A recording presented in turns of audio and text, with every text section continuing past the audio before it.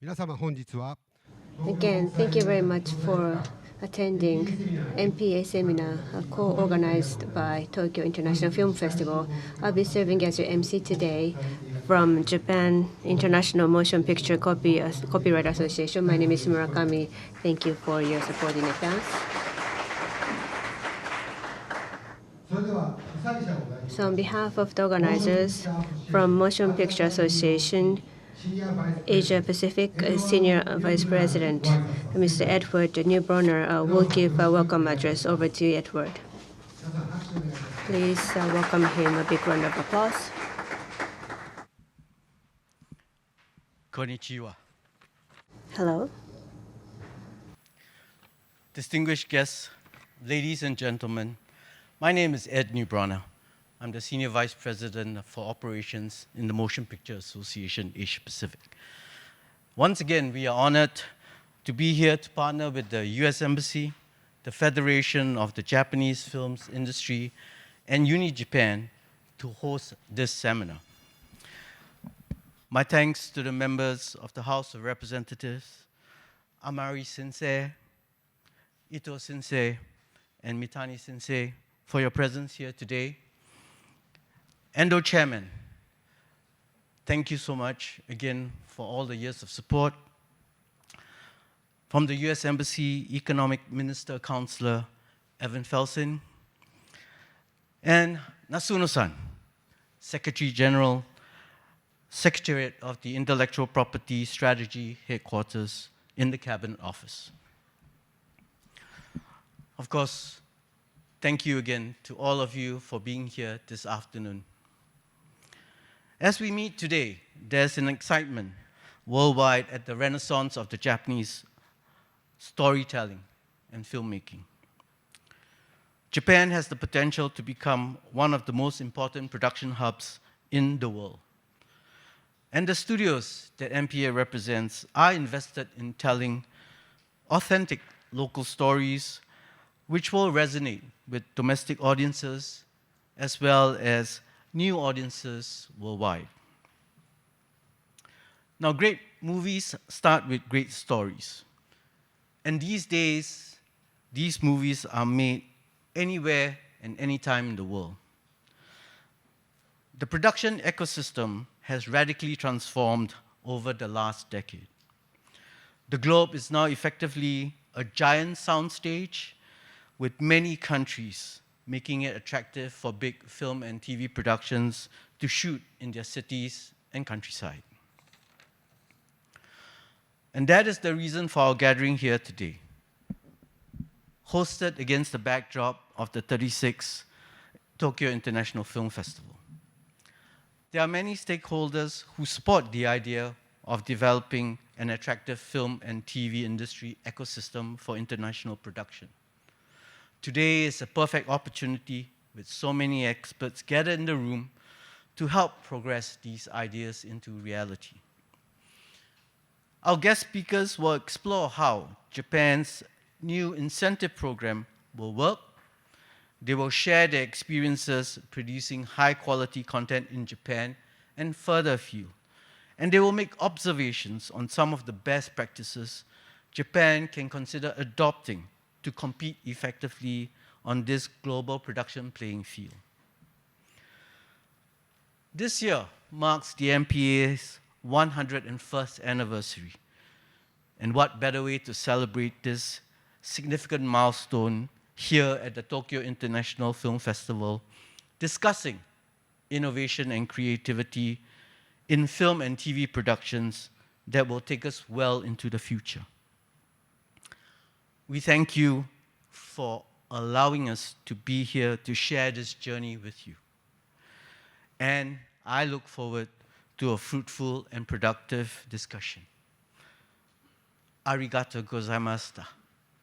Thank you.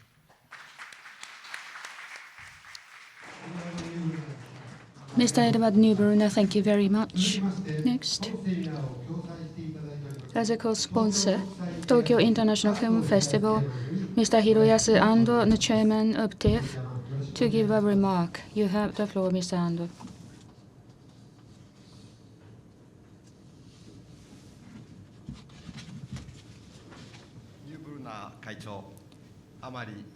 Chairman Brunner, the President Amari, and Mr. Ito, Mr. Mitani, and everyone.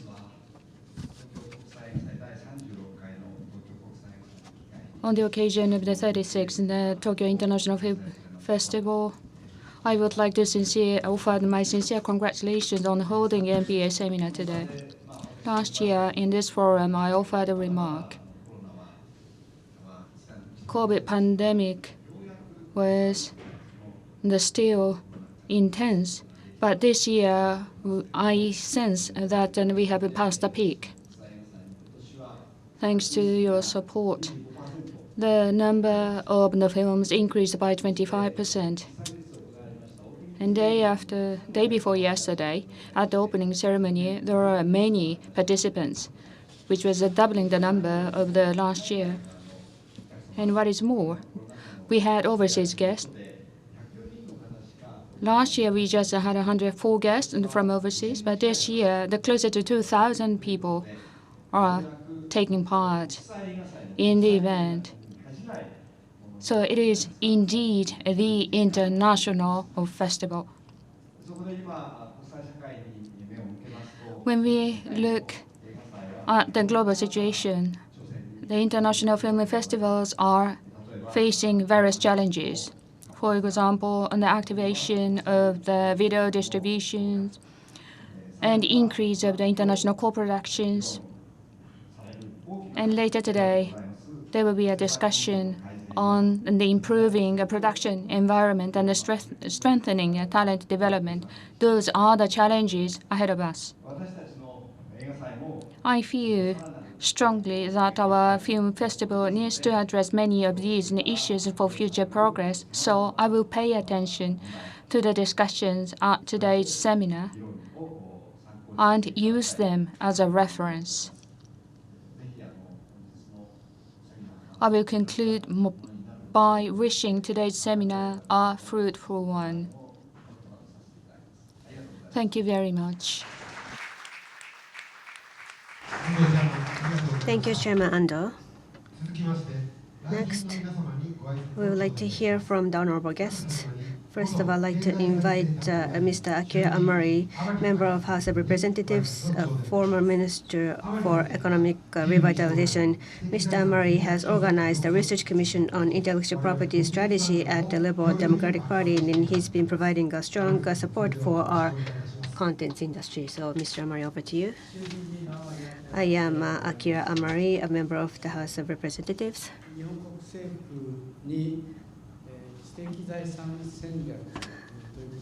Intellectual property strategy.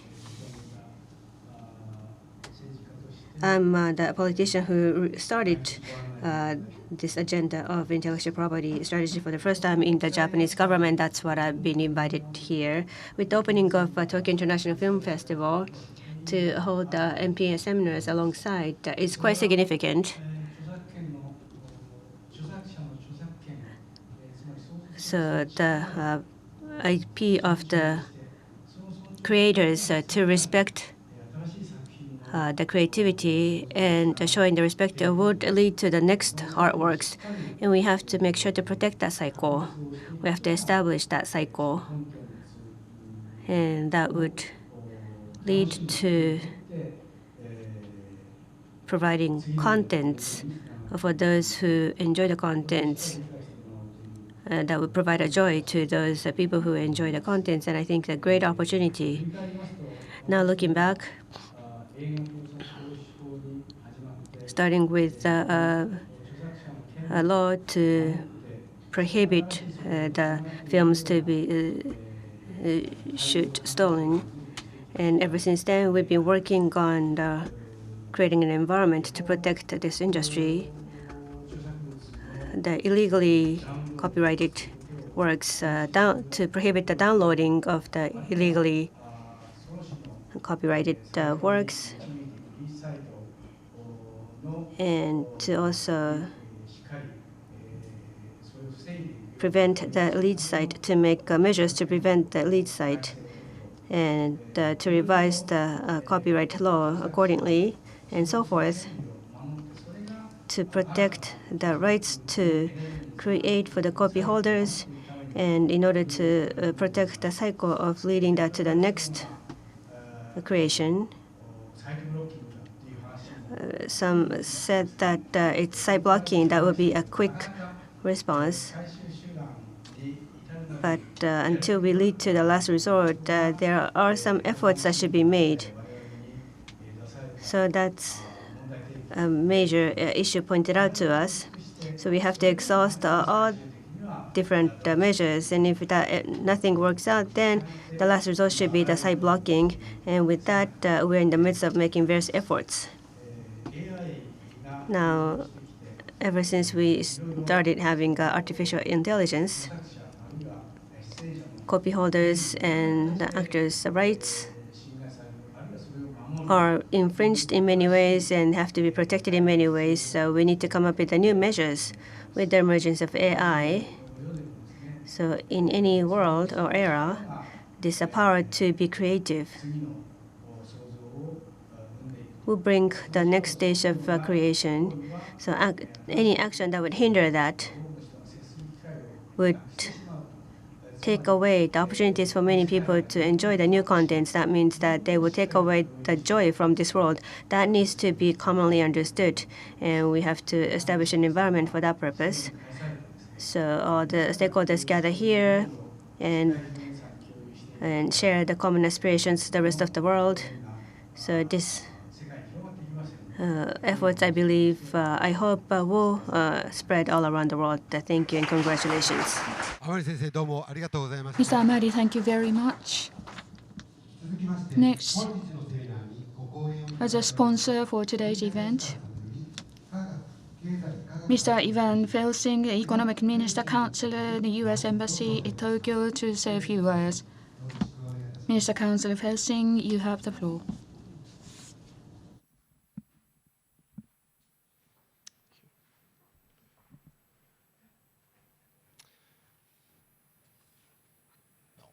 Good afternoon, everyone. It is my pleasure to be here today with all of you. And I'd like to start off by thanking the Motion Picture Association, UNID Japan, the Tokyo International Film Festival, Government of Japan, and all of the distinguished speakers and presenters for this opportunity to discuss our common interest in protecting intellectual property rights. This is a topic that I care passionately about, having spent one of my first assignments as a diplomat working on the protection and enforcement of intellectual property rights in the department's Bureau of Economic Affairs. For 2 years, I worked with the MPA and other stakeholders on a daily basis to promote the protection and enforcement of intellectual property rights throughout the Indo-Pacific region, including here in Japan. To this day, it was one of my favorite and most rewarding assignments.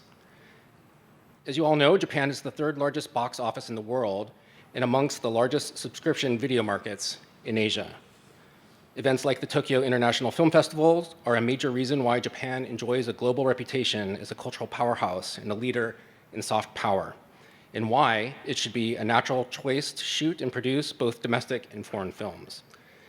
In the past 10 years alone, Japan has brought in films directed and starring Hollywood A-listers like Brad Pitt, Angelina Jolie, Ron Howard, Mel Gibson, Matthew McConaughey, Hugh Jackman, Bryan Cranston, Edward Norton, Johnny Depp, Keanu Reeves, Chris Hemsworth, Vin Diesel, Paul Walker, and Japan's very own Ken Watanabe.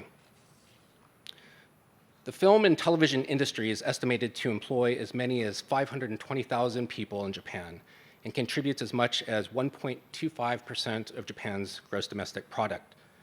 In the United States, the movie and television industry employ 2.4 million people and pays over $186 billion in wages each year. That is why the US Embassy in Tokyo continues to work with the Motion Picture Association, the Japanese government, and other stakeholders to promote intellectual property rights protection and enforcement. Intellectual property infringement has a far-reaching negative impact. It undermines innovation, entrepreneurship, and creativity. It threatens legitimate jobs. It reduces fiscal revenues and leads to financial losses for rights holders. It harms reputations. Facing these realities, we must work together to pursue measures to minimize illegitimate access to content, while at the same time promoting innovation that will nurture and generate new businesses. There are both economic and cultural benefits of being able to assure our citizens that their ideas will not be stolen and that they can be compensated fairly for their creations and work. Creative companies and people go where their rights are protected and they leave places where IP can easily be stolen through piracy or counterfeiting. So on behalf of the US government, I would like to reaffirm our commitment to this important policy agenda. Thank you to all of the organizers for providing this forum to discuss issues facing our country's entertainment industries, and I applaud the efforts of everyone attending today to put those ideas into action. Arigatou gozaimashita. Thank you very much, Councillor Felsing. Last but not least, the control tower for the IP administration in Japan, the Secretary General, Secretariat of Intellectual Property Strategy Headquarters of the Cabinet Office, Mr. Futoshi Nasuno, please, over to you.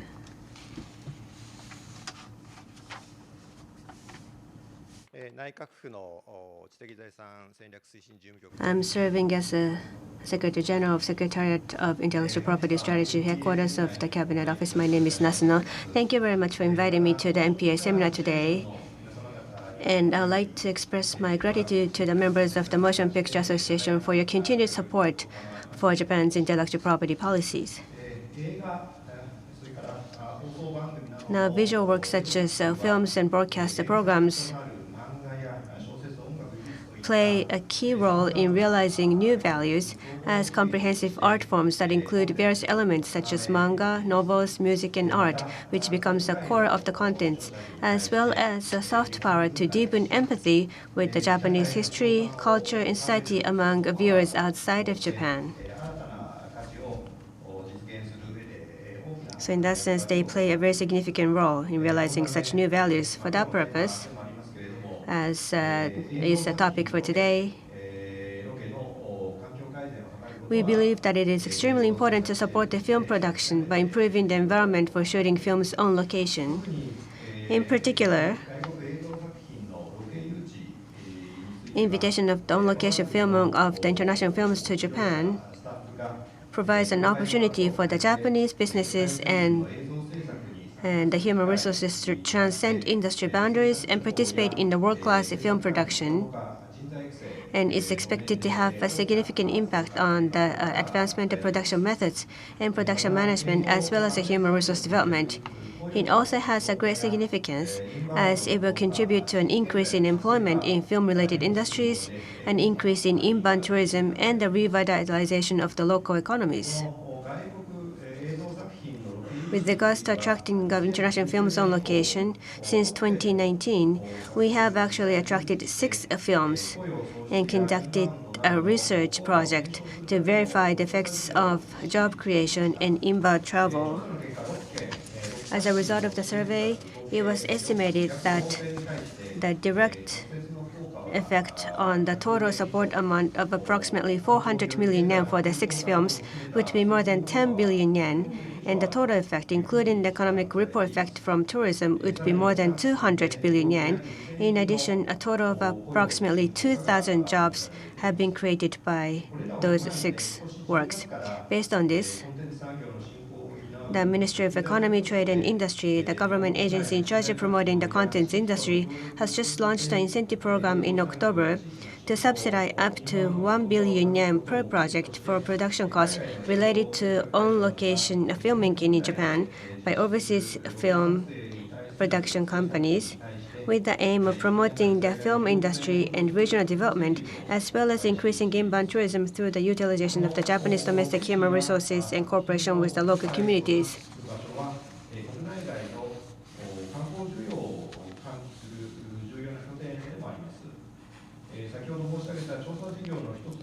So these locations will be important areas to stimulate the demand for the tourism.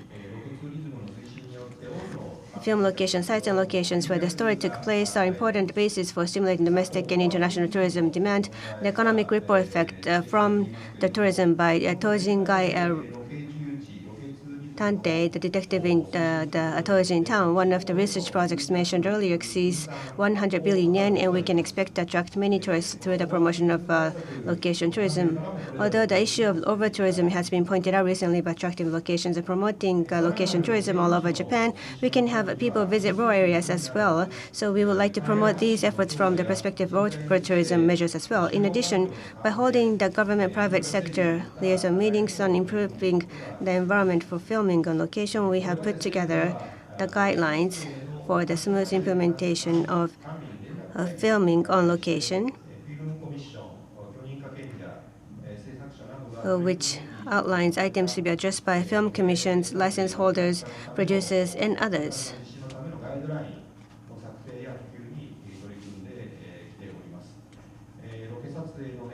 And in order to further facilitate and promote the on-location filming, we will follow up on these guidelines, revise them as necessary, and further disseminate them among the relevant parties to deepen the mutual understanding. In addition, it is also important for the private sector to take its own initiatives to promote the domestic video industry and to strengthen its international competitiveness. This includes promoting digitalization of production sites, reviewing casting practices that place importance on the expectations of the advertising sponsors, eliminating sexual assault and other non-compliant behaviors, and reviewing the distribution of profits to creators. We believe that it is necessary to change the structure of the industry as a whole to a business model based on the international expansion. I hope that the comprehensive implementation of these measures by the public and private sectors together as one will strengthen the environment for the video production in Japan, and that the video contents from Japan, which is loved by the world, will be transmitted internationally. Last but not least, I hope that this seminar will be meaningful not only for Japan but also for the entire world's contents industry. With that, I'd like to conclude my remarks. Thank you very much, and congratulations today. Thank you very much, Mr. Nasuno. Now I'd like to start the keynote speech. The first keynote speaker is Georgina Pope, the film producer and the director of Toho Tombo Pictures, Inc. Ms. Pope, over to you.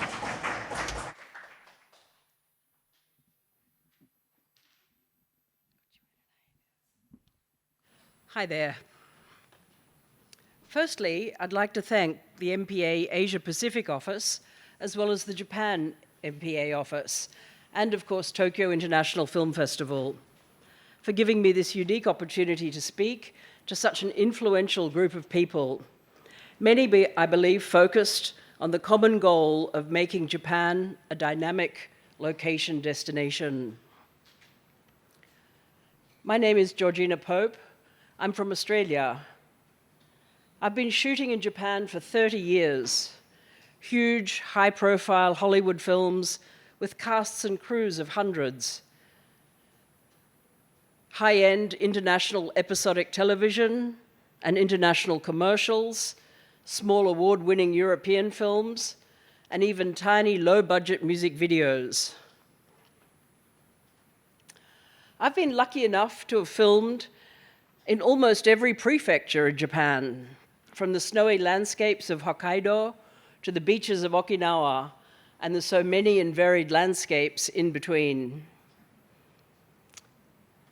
In March of this year, I formed a joint venture with Toho Company with the express intention of creating the best production service company in the land.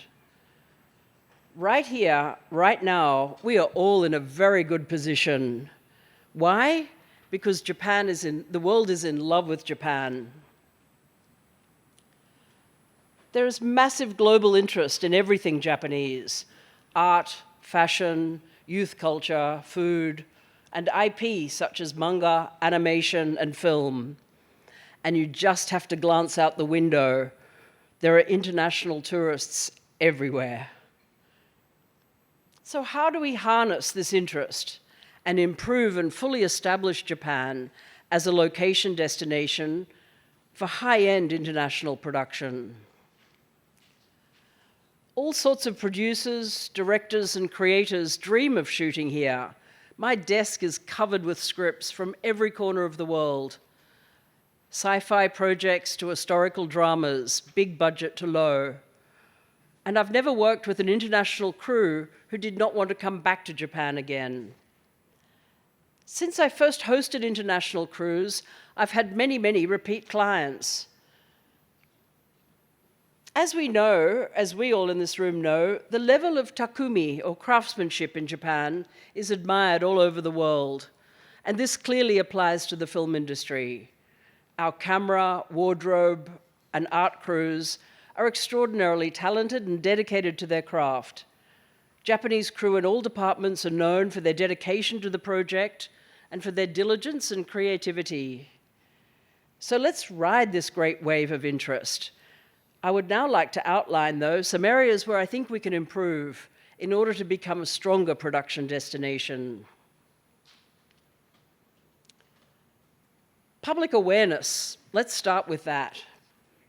In Australia, many years ago, when it was realized that becoming a destination for international film production was an important and actually a new industry, creating specialist, well-paid employment and injecting large amounts of cash into communities, a public awareness campaign was undertaken, just simply to show ordinary Aussies that having an American film crew working in their community was a good thing. It does not pollute the rivers, we don't dump toxic waste, and it does create excellent work opportunities for the community, including a continuous upskilling of film crew in every job, at every age and level of importance, and a continuous improvement in domestic film infrastructure that attracts subsequent film projects. This enables a virtuous cycle of improved economic outcomes for the country, for participating regions, and for a highly skilled, well-paid workforce. Plus, of course, opportunities for the hotel and travel sector, as well as all kinds of local businesses, including construction, food vendors, equipment rental houses, transportation providers, and even post-production companies. I do believe, however, we need to improve in Japan production infrastructure. Tokyo is a stunningly visual city, always ready for her close-up. You can point a camera in any direction and you have an interesting shot. I show the visiting directors all sorts of neighborhoods. Hey, look at Shimo Kitazawa, it's so cool. Check out Shimbashi, Ikebukuro. But at the end of the day, most directors circle back and want to shoot in Shibuya and Shinjuku, almost every time. Yet, the days I put on my work boots and go to work shooting in those areas, I'm made to feel like a criminal. I don't have a proper permit to be shooting at Shibuya Crossing or on Yasukuni-dori. It's an extremely stressful way to work. There's not a proper location permitting system in place. It's all run and gun, fingers crossed that we don't get shut down, asked to move on.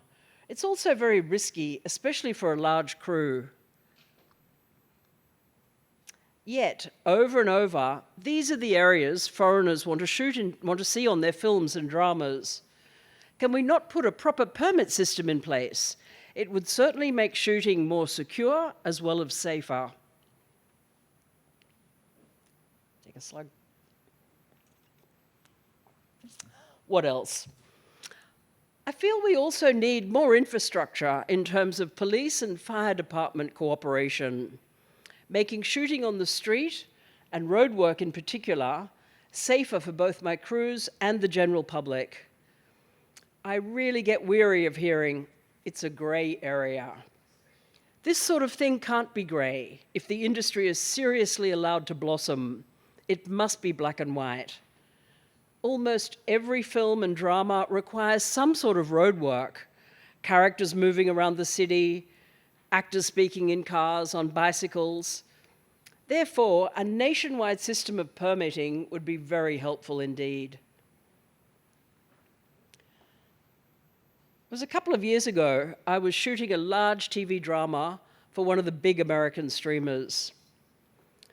The location was a charming, utterly charming temple complex in the mountains of Gunma. The head priest was really helpful and cooperative. The script called for one character to burn some clothing in a little fireplace in front of a 700-year-old wooden structure. Of course, I had the best special effects guys in Japan on the job, and they were meticulous in checking wind conditions and being fully prepared. But really, all we had was a bunch of guys with buckets of water.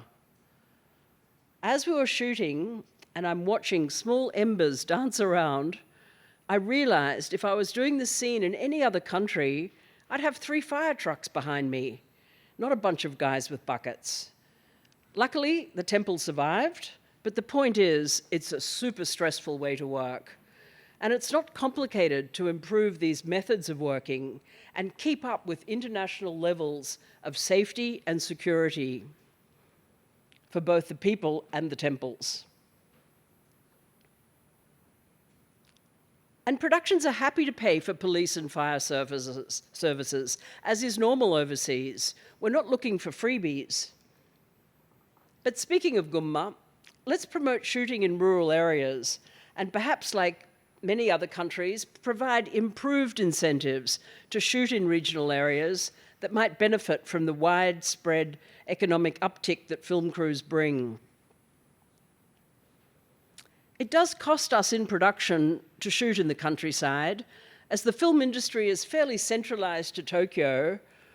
That means I have to take all the gear and all the crew from Tokyo. But in Japan, we're blessed with an amazing transportation infrastructure with the train, takubin, and road systems. It is possible to move a large crew from one end of the country to the other and be shooting again in no time. This is really unique to Japan. Shooting in Japan, rural Japan, is a truly delightful experience and valuable economically. In fact, hugely important to regional Japan, which we know is facing aging and declining populations. And it's in the Japanese countryside where we really see omotanashi in the film world. I've experienced hotel owners in small towns lending us their cranes and trucks in order to get a high shot, local film commissioners making barbecue lunches for all the crew. I have so many wonderful stories of kindness and generosity shooting in small towns and rural areas. And it is fantastic that we now have a network of local film commissions all around the country, and the stronger they become and the more they support production, the better. What we really need are really good quality photographs of their locations, accessible online, bilingual websites, and information about their local attractions. The basics are there, but there's so much further room for growth.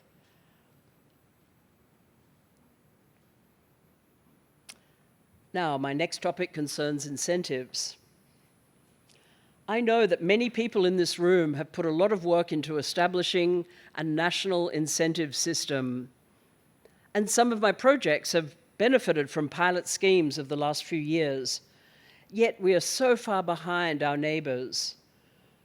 And be under no illusions, our neighbors, especially in Southeast Asia, are big, clear, looming competitors for our Japan-based production industry. A lottery system does not work. A shared purse does not work.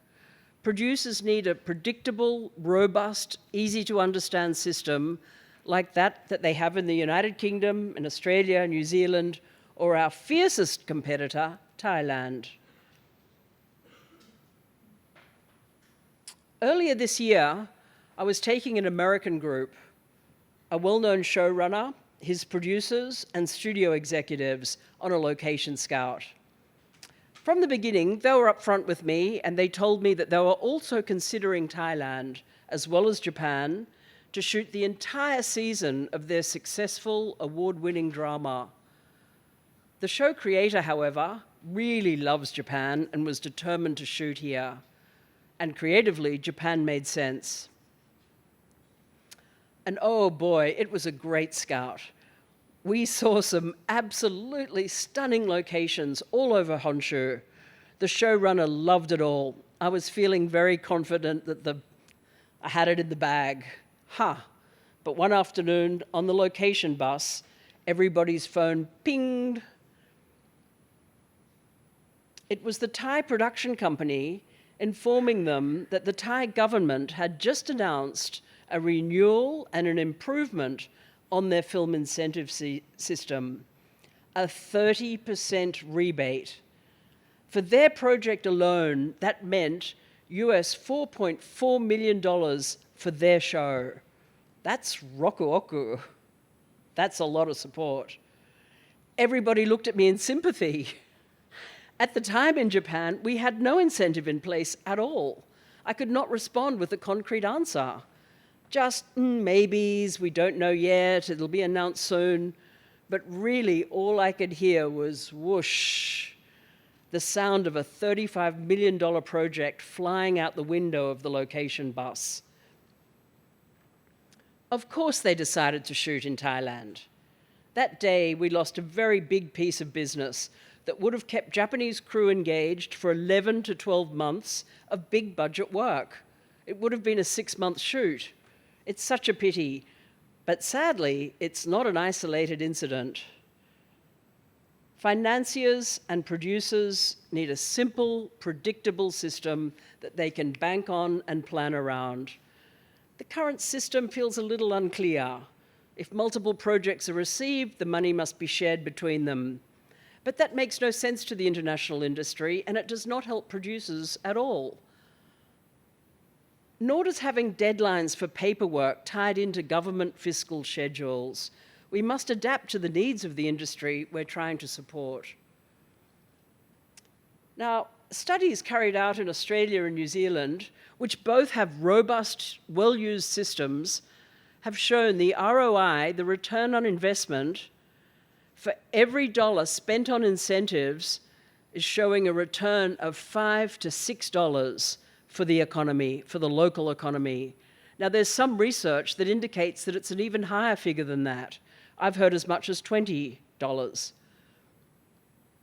And this money positively impacts many industries: employment, travel, construction, to name a few. Human resources are another issue. There's a shortage of young people wanting to join the film industry, and in particular, a shortage of bilingual crew. In order to attract young, skilled staff, we must make working conditions better and work environments more pleasant, and create a system where people can advance and move up the ladder. And there are some, I think, relatively simple solutions. Perhaps a program where young Japanese film workers could be attached to an offshore film for a few months. The benefits of a young location manager or a costume supervisor working on a large Hollywood film are huge. They'd bring back so much knowledge and understanding of systems to share with their teams here. I really think it would be a good investment and have many long-term benefits. At the same time, we must reconsider film education. Every year, I interview young people wanting to be in the film business. And I always ask them the same question: what's their dream job? What's their ambition? And everybody wants to be the director. But that's just not feasible. Not everyone can be the director. I feel we must re-educate young film people that being, for example, a first assistant director, a location manager, a designer, producer, production manager, is a creative, honourable, fulfilling, and well-paid career that can include working on domestic and high-profile international projects. These jobs are not stepping stones to becoming the director. At Toho, we're looking at ways to align ourselves with film educators and help develop a dynamic workforce for the future generations of overseas producers wanting to shoot in Japan.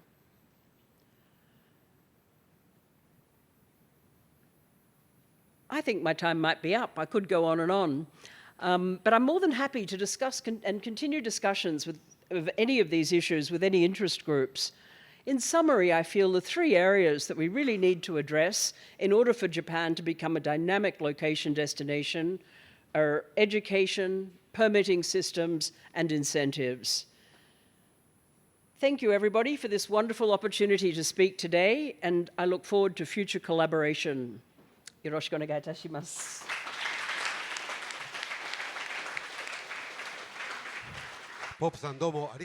Thank you very much, Ms. Hope. Please send her another big round of applause to Ms. Hope. Our next managing director at Keidanren, the Japan Business Federation, I'd like to invite Arihiro Iwamura.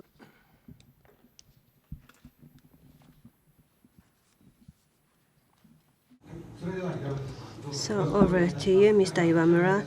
Please welcome him with a big round of applause. Thank you for the kind introduction. I am Iwamura, serving as a managing director at Keidanren. So I'm honored to be invited to the 13th MPA seminar. I am very much grateful. At Keidanren, as a new growth area, as one of the new growth areas, soft power or entertainment content industry to be promoted. With that purpose, we established the Creative Economic Committee as a new committee, and it is chaired by, as you may know, Chairman Number of DNA, and from Sony Music Entertainment, President Muramatsu are leading this committee. And activities underway. And after launching this committee, these two members, chairs, spearheading together with the contents people, active discussion was held in April. As you can see here, the title, Entertainment Contents 2023. So this was put together and was announced in these recommendations. Manga, anime, and games, and other than that, the video dramas and music. Those 5 areas, by identifying those targets for the promotion of the Japanese contents, we put together the measures, the recommendations. And as one of the theme for today, inviting locations. The importance of inviting locations has been picked up as well. So I'd like to include that in my talk and share with you the highlights of our recommendations. So if you can pay attention to the screen. So as you should know, when it comes to contents, it's a source of the soft power for a country.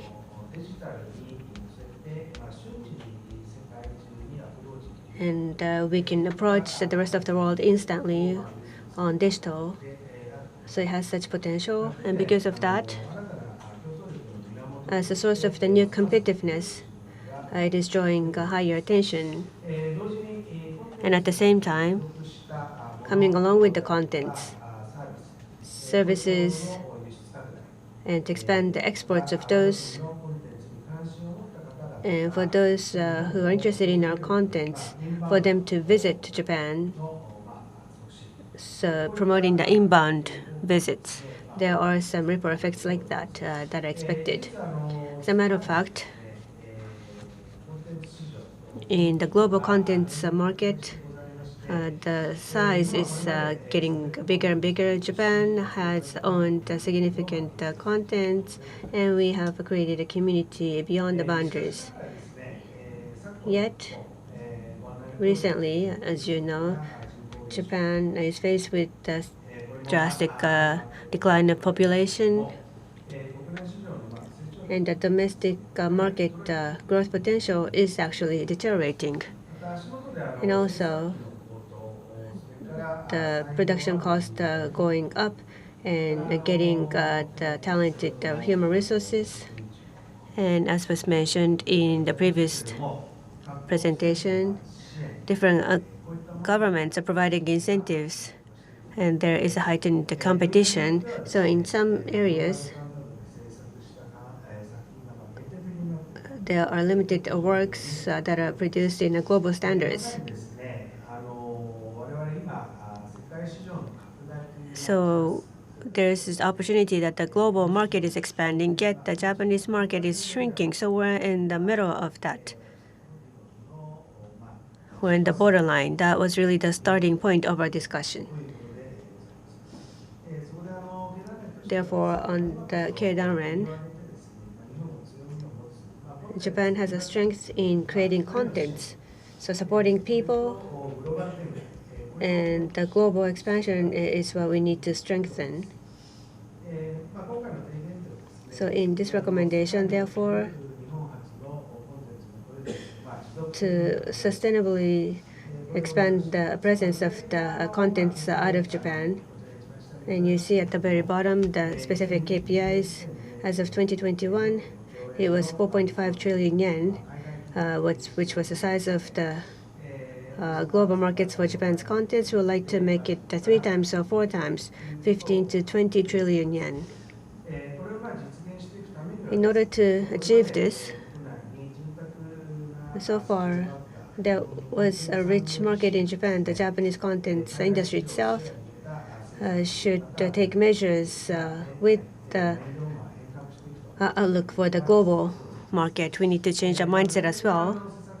And as for the specific actions and measures, you can see 5 measures here. 1 and 2 are supporting the people, and as number 3, to develop the infrastructure in terms of the location, and number 4, setting up the partnership, and number 4, the global expansion. But because the time is limited today, I'd like to focus on 1 and 2, supporting people, and 3, build the production hub. I'd like to highlight these 3. First of all, number 1, to support the creators, to support them taken up on a challenge. As a trigger for the global contents, the production competition, we would like to build that kind of scheme for the global competition to make more attractive content, especially for the younger people to want to aim for in order to make the industry attractive. We would like to have Otani Shohei version of contents, and to provide as many opportunities as possible. So that's what we would like to provide as a catalyst. The specific image is on the presentation materials. So for the creators and startups,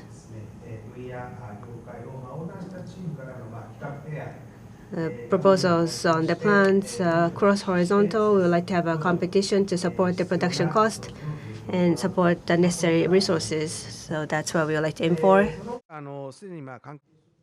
Besides,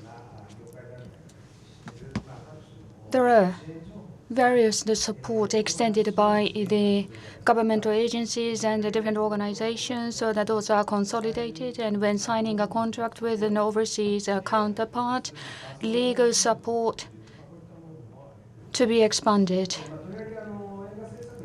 Especially in film production period is long and cost is high. That is a situation unique to the industry. So including the use of the external money, inclusive of the risk money, that we have to facilitate the fundraising. Next, the talent development, particularly the creators. Looking around the different countries, content-specific universities or graduate schools are established. Given the situation in Japan, we will expand academic degrees and discipline in creative fields for the development of the top-notch talents.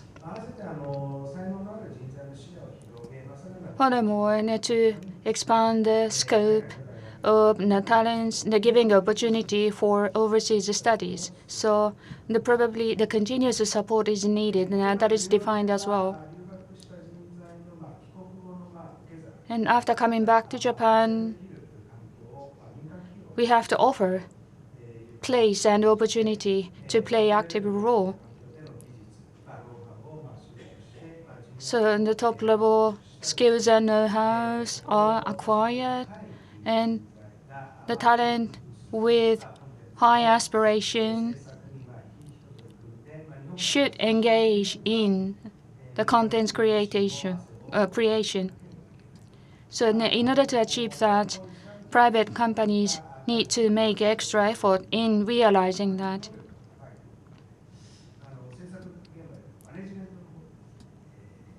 And sometimes those creative people that study abroad are taken from the management side rather than staying on the creative field. So this is something that we have to address with.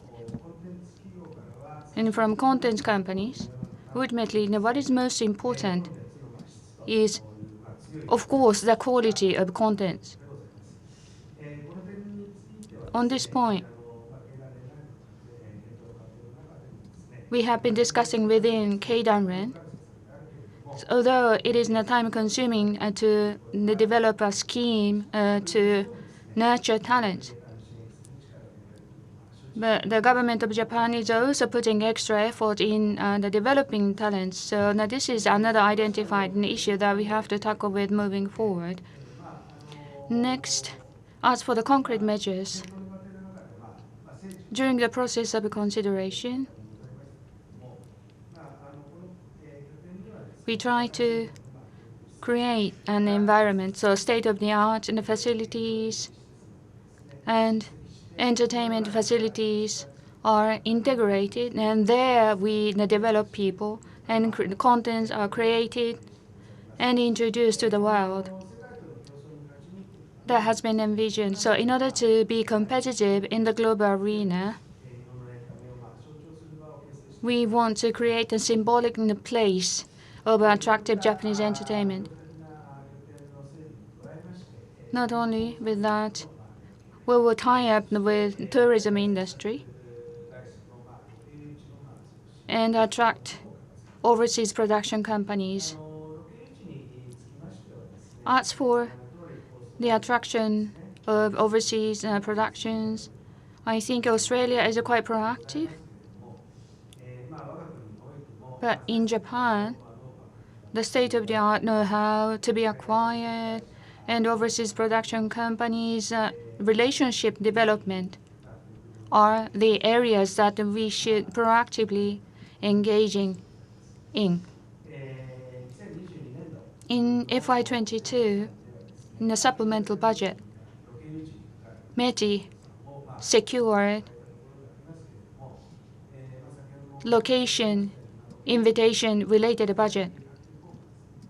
And there is an economic effect expected out of the location, so enhancing the budget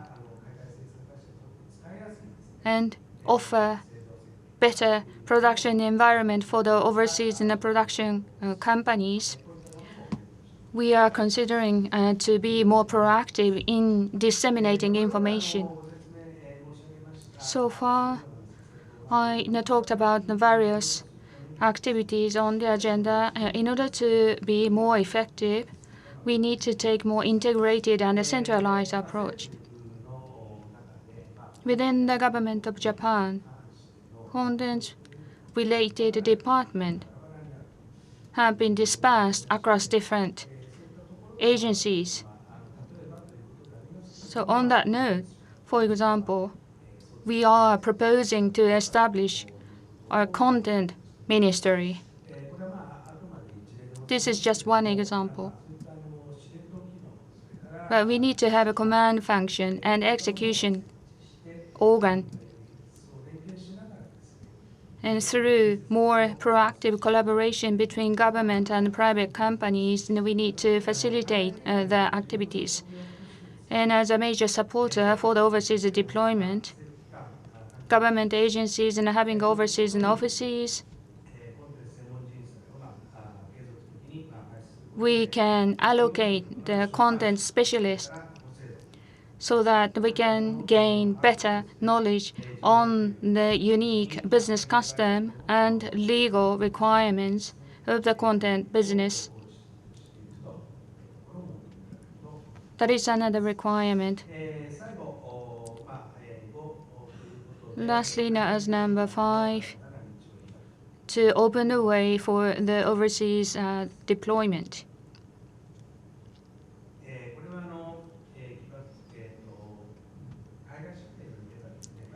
In order to develop overseas, we are working on to create the structure in many different places of the world. At the Contents Expo, including Korea, various governmental agencies are acting as a commander for the large-scale activities. So each department is engaging in the overseas deployment, but as a country, we are dispersed and the other countries are integrated. So beyond the genre, collaboration to be enhanced for the purpose of enhancing the presence of Japan. That is going to be important. Besides, in order to protect our right, especially in manga, pirates, we need to have a proper measure against a pirate. And through the expansion, as one of the measures is to enhance our translation function. So that is about the content of the proposal compiled by K. Darren.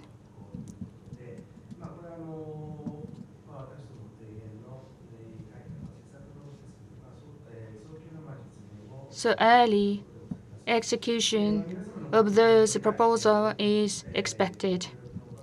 So thanks to your understanding and support as policy of the government of Japan, this is incorporated in Japan's growth strategy.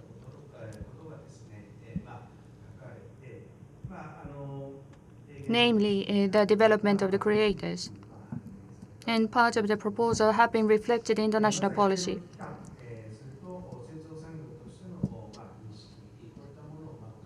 Understanding that this is a growth industry, and based on that understanding, the government and the private support to be enhanced moving forward. Once again, Japan's content industry policies, we should be mindful of the overseas deployment and extend the support for the people development. As a private sector, not only making a request to the government, but we will make an effort by ourselves to restart the content strategies as a nation. And the use of generative AI, related copyright, for those issues, we are taking actions in an agile manner. And the proper measures not to intervene with the rights would be critical. And the details are on our website. So if you're interested, please take a look at that on our website. In conclusion, to those of you who are here with us, I'd like to ask for your continued support and understanding. With that, I'd like to conclude my remarks. Thank you very much for attention.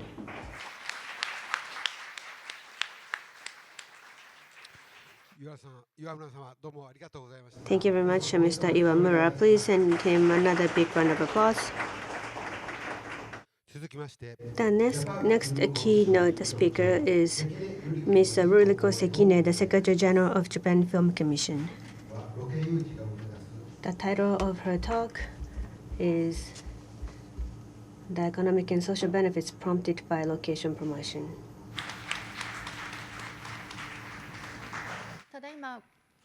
Thank you for the kind introduction. I am Sekine, serving as the Secretary General of Japan Film Commission. Thank you for this opportunity, and I'm grateful to be able to speak to you. The economic and social benefits caused by the location promotion, that's the title of my presentation. First of all, I'd like to introduce the Japan Film Commission a little bit. Now, Japan Film Commission, as a Japanese Film Commission, we were established back in 2009. Before that, it was a network organization. From there, we changed the forum and started to play a role of Japan Film Commission. It's the face of the regional film commission, the face of the regional film commission networks. So we have 130 regional film commission members, and we have 10 regional blocks with the networks to promote activities. Behind that is sharing information in different regions and to strengthen the support structure. By strengthening the network, the regions will work together. So those are the kind of activities that we're engaged in. Now, as the Japan Film Commission, developing human talents is one of the activities, especially for the human resource development. Those in charge of Film Commission are the public officials of the local governments or the third sector staff of the tourism associations. So they rotate for every 2 years or so. So even though they get skilled because of the personal rotation, it's quite difficult to maintain the skills as a film commission because people change after several years. So we provide a training session several times a year. And we also host a matching event for producers and film commissions twice a year. Location fair in January and August. All the regional film commissions gather with the production personnel and have a direct matching.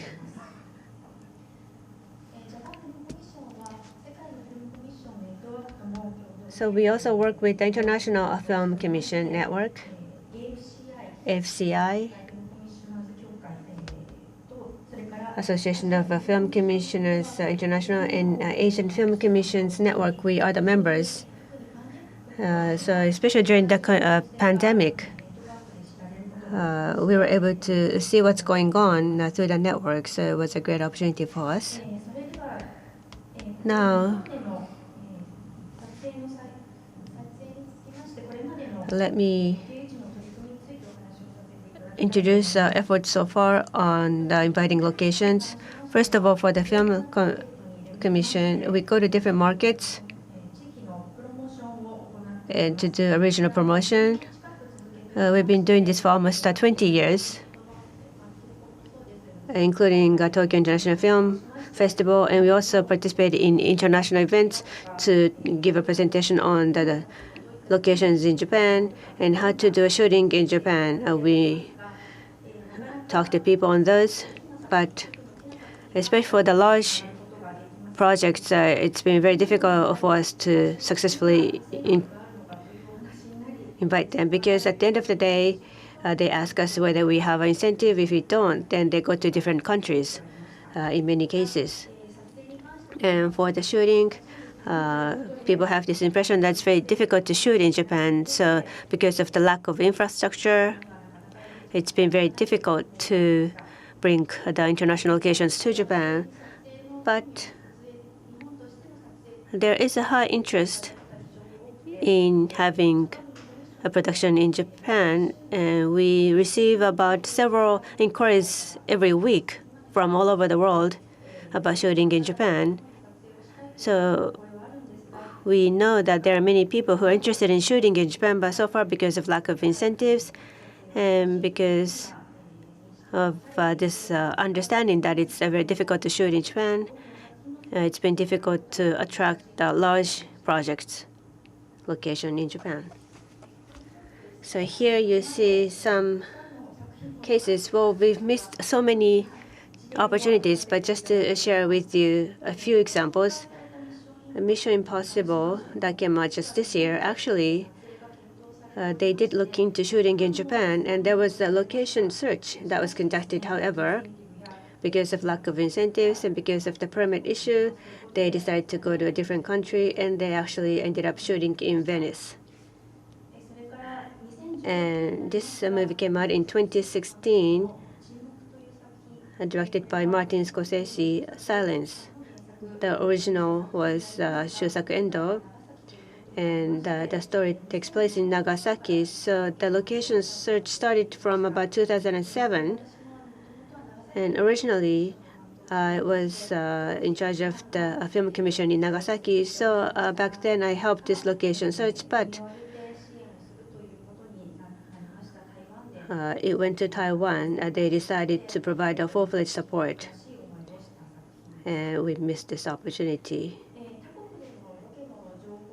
Now, in terms of locations in different countries, as you can see the bar charts, those box office revenues more than 10 billion yen. They're average of 25 per year. Many of them are Hollywood productions. About half of them, 10 or so, a dozen, were shot outside of U.S. So other countries are competing over these box office revenue, more than 10 billion yen of large projects. So other countries are focusing on inviting locations. The background for that is the global video industry is growing, which results in a huge production cost. There are many projects with more than several tens of billions of yen per project, and many countries would like to have a production location in their respective countries. And then in the film industry as well as the non-film industry, there is a large amount of expenditures and investment. So by attracting the large foreign film productions on the location shooting, they can expect a large amount of expenditure and investment. And that's why different countries are eager. And among the results of collaborating with international production themes are the introduction of the latest technologies in filming and production methods, and the rationalization of production management, including working hours and budget, and improving the working environment, and development and availability of high-level video production human resources. So it will lead to enhancing the international competitiveness of the domestic video industry. And because of these reasons, many countries are actively introducing measures to invite the locations. And there is already a heightened international competition. And for those countries who were successful in bringing out the locations, then that would also lead to the increase in the tourism and create employment because of the location tourism as well. Therefore, in Japan as well, for 4 years up until last year, the Cabinet Office conducted a survey on the effectiveness of attracting large-screen films to locations in Japan. By the introduction of incentive, if we can have a large-scale production, international production in Japan, now what would be the impact in Japan? There was a survey to measure that in a quantitative way. So for the past 4 years, for the 6 film productions that were surveyed, the economic benefits, the support from the Cabinet Office totaled 434 million yen. Towards that support, the total production cost in Japan was 11,773 million, a significant impact. And then the economic ripple effect, excluding tourism, 19,363 million yen. So it was verified that it brings about a significant economic benefits. And you see some examples here. First of all, the Chinese product project. Out of a total production cost of 6.5 billion, 3.1 billion was spent in Japan. So in a total of 11 prefectures, there has been a wide range of a direct benefit, which was verified. And for the Hollywood movie, the total production cost was 10.2 billion, and out of that, 2 billion was spent in Japan. Again, you see a direct economic impact in these 4 prefectures. Out of them, in Hyogo Prefecture, Chinese film 300 million and Hollywood 700 million. A total of 1 billion yen of economic impact was seen in Hyogo Prefecture. Many were shot in Himeji area, so accommodation and transportation travel cost and the cost for the security staff. So those costs were incurred as economic benefit, bringing about a significant contribution to the community. And as for the streaming drama series, the total production cost was 9 billion. Out of that, 4.5 billion was spent in Japan. Again, a very significant economic benefit was verified. Now, in the social impact, from different angles, there were various social effects. For instance, for promotion of employment, for those 6 international films, 1,799 Japanese production staff were employed. For the large international projects, about 100 international crew visit Japan, and 200 local staff are employed in Japan. So that leads to a significant number of employment generated. And under a very famous director, you can learn the way it works in Hollywood firsthand. And also the segregation of duties, international standard operations and skills were experienced. So safety, security management, and so forth that were not necessarily taken seriously in Japan.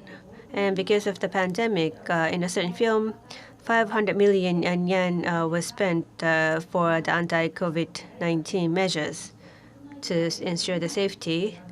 So that it's some safety measures that cannot be seen in Japanese projects. So environment from the working environment in line with the international standards and the development of human resources have been realized. And in developing infrastructure for the Chinese film, in the city of Ashikaga in Tochigi Prefecture, Shibuya Scramble City is a facility that was funded, and part of the cost was borne by this project. And later on, in many projects, this studio was to be used, and as the city of Ashikaga, it's been fully utilized to attract the locations. And also, the infrastructure that was developed for the urban environment is utilized as infrastructure tourism. And the Hollywood projects were shot with the large-scale equipment. So a new location was actually born out of this infrastructure tourism. And such new infrastructure was developed. In the large cities, the shooting took place in such as in Tokyo and Osaka. For the large and the project, operation guarantee was granted for the local retailers that enable the shooting in the major cities. So it was the good reference. And the shooting was made in a real urban landscape, so that it has led to the increase of the fan for Japan.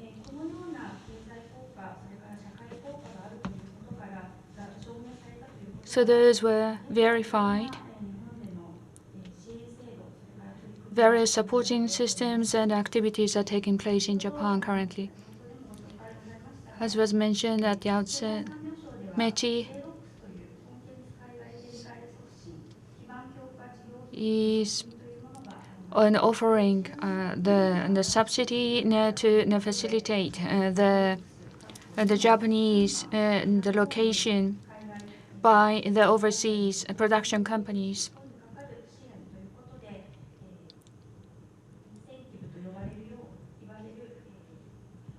So-called an incentive was newly established by METI.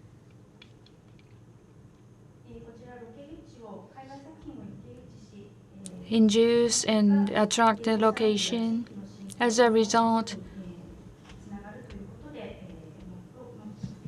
this has been led to the development of the peripheral industries.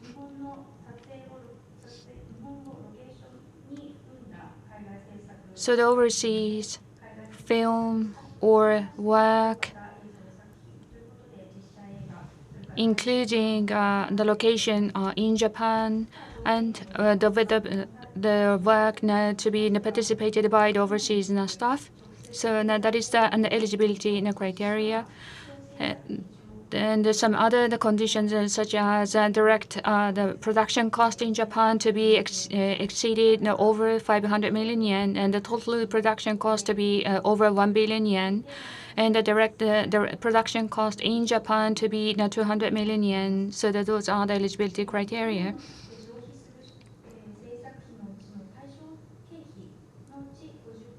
Subject expense to be spent in Japan, 50% of them will be subsidized by the METI. So now we have a new tool to facilitate the location promotion. For more details, please visit the website.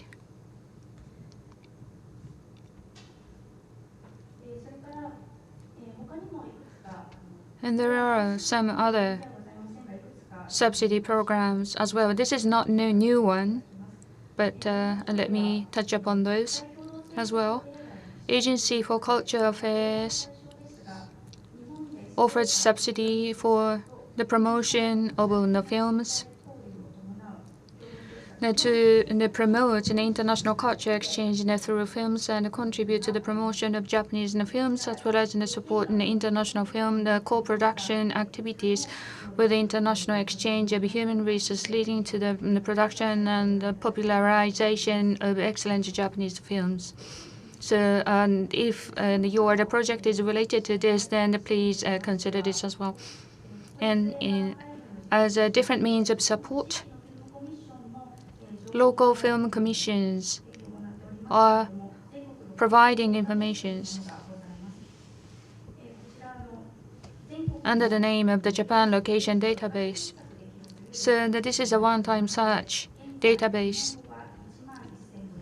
1,100 and 500 available in Japanese and 4,400 in English, and for Chinese 1,150 locations introduced, and the relevant legal requirements and municipality ordinances and local producers list can be searched, or the shooting related information can be provided. Monthly page view is over 180,000. So many people are getting access to this database.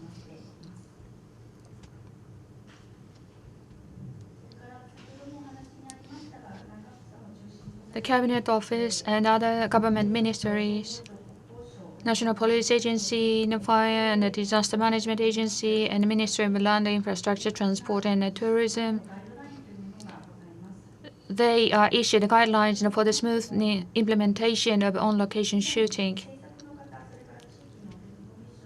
In the past, the producers and the local film commissions identified a number of issues. Addressing those issues, activities are taken by the relevant governmental ministries, but those were not well matched. So in order to facilitate the smooth location, necessary information is provided, and countermeasures taken by the central and the local government addressing the challenges identified the production side, so that those are the information compiled in this guideline. Lastly, the role to be played by Japanese film commissions. Film commissions are available around the globe, but in case of the Japanese film commission, that is primarily belong to the tourism department. Not only the seeking for the economic effect due to the location promotion, but many of the regions are engaging in these activities now for the promotion of the region, particularly in the tourism, utilizing location site. So the support content includes the provision of the necessary information of the location site, and also extending support for the location scouting and shooting, and providing information on the permissions, and extending support for creating a consensus involving stakeholders. And there are some incentive programs offered by the film commissions in 15 different regions, and incentive programs have been provided. These are incentive programs by the film commission and local government, so the amount is not so high.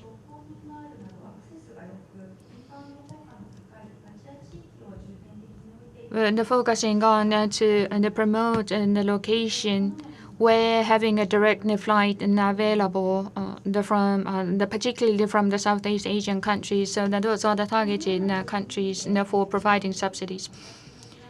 So through those, the series of activities, more proactive, the location, the promotion is expected, but we are still at the very early phase. So I sincerely would like to expect your warm support. And for the purpose of creating the so-called film-friendly environment, we also would like to seek support from Japanese producers. From the local film commissions and the regions, they intend to strengthen the regional franchise network and enhance the filming support system. So we will gather the voices of the producers and try to improve the system to be utilized by the many more people. And for addressing issues, we would like to expect your further collaboration within the supporters to solve issues. This is the expectation to the producers, and build a smooth permit system by increasing good practice. Last but not least, the support by local people is the must. I sincerely would like to ask for your kind support for the locations moving forward. Together with producers, we would like to prosper together with the local stakeholders as well. Thank you very much for your kind attention. Thank you very much, Ms. Sekine. Next is the panel discussion. Let me first introduce the moderator, Asia editor, the Hollywood reporter, Gavin. If you can welcome Gavin with the big hands. The keynote speaker from Tokyo Tombo Pictures, director Ms. Georgina Pope, Ms. Pope. From Netflix, Asia Pacific Region Contents and Studio, director Deborah Richards. Deborah, if you can come to the front. And Canada, Rhombus Media founder and film producer Neve Fickman. And the keynote speaker from Japan Film Commission, Secretary General, Ms. Ruriko Sekine. So from here on, I'd like to pass the microphone to Gavin Blair for the moderation. Gavin, over to you. Thanks everybody for coming. My name is Gavin Blair. I write about Japan for The Hollywood Reporter. Thanks to all our speakers thus far, of course our panelists today, and everyone for coming.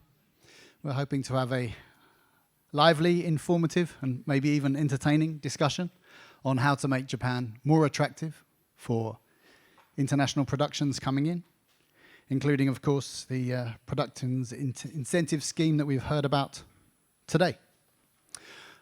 At the end, we'll be having a Q&A session of between 10 and 15 minutes, so I hope we'll have some lively questions from the floor as well. For now, I'm going to get straight into it with some questions to the panel. Georgina, thanks for the great speech today. I'd like to follow up on some of that.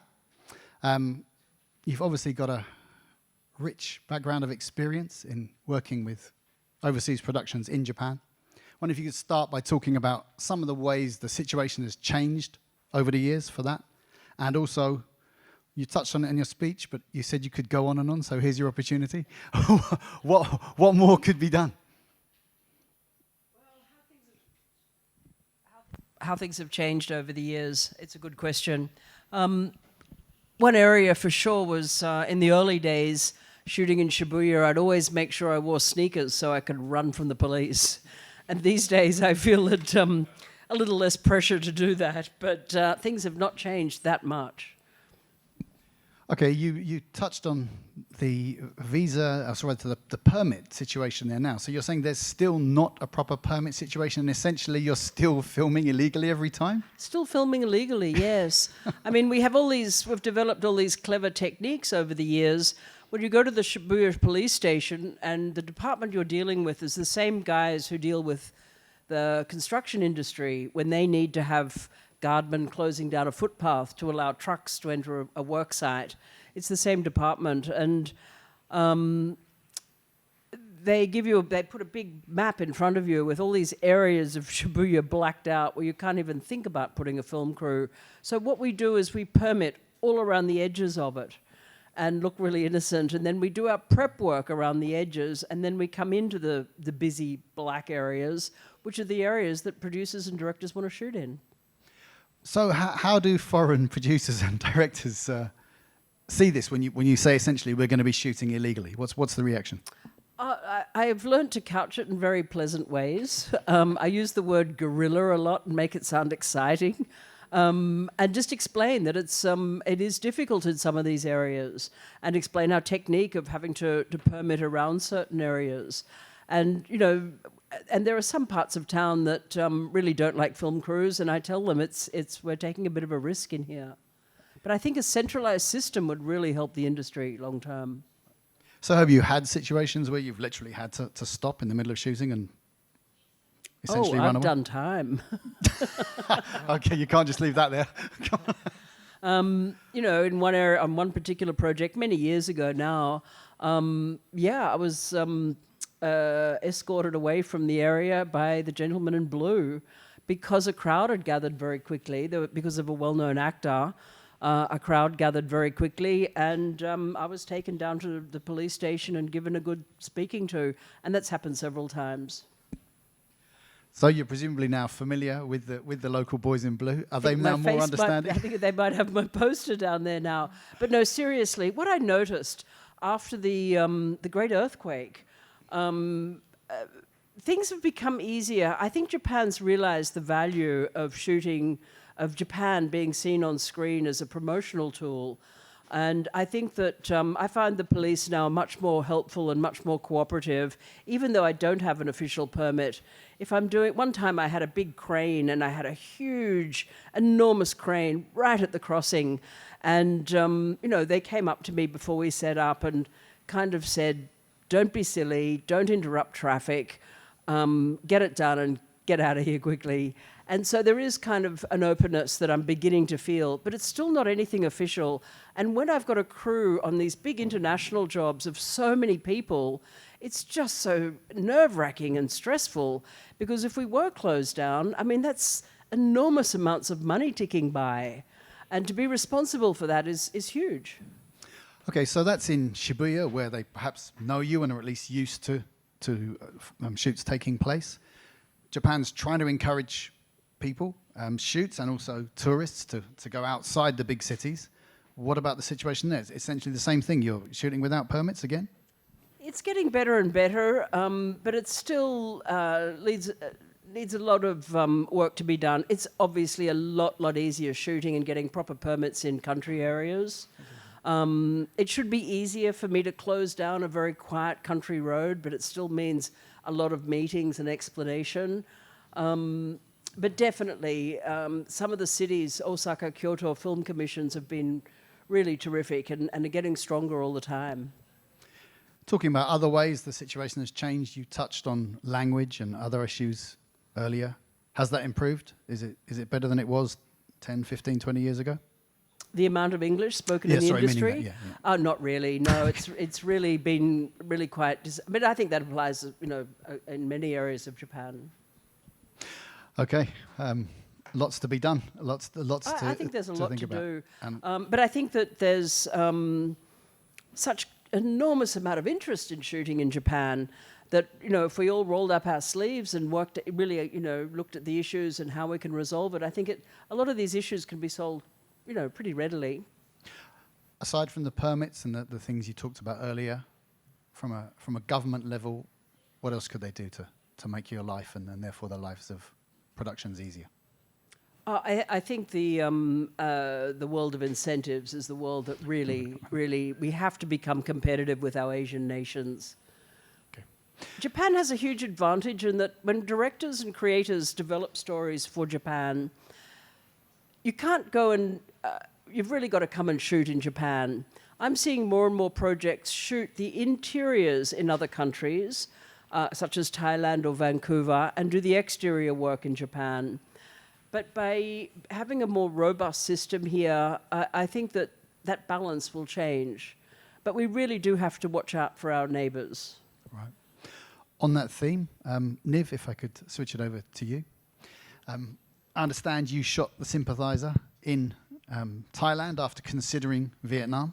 I think if you could talk about that decision process, the factors that came into play, that would provide a lot of insights, very relevant to what we're talking about today. Yeah. Well, you could maybe introduce briefly sure. what The Sympathizer is a series for HBO that's based on a book, The Sympathizer, Pulitzer Prize-winning book.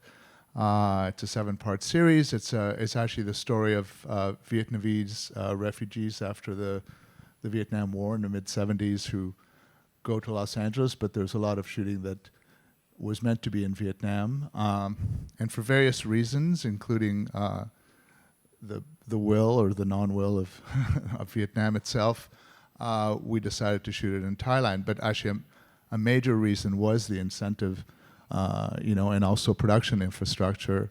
I did a panel like this in Bangkok for the MPA, which I think is why I got invited back.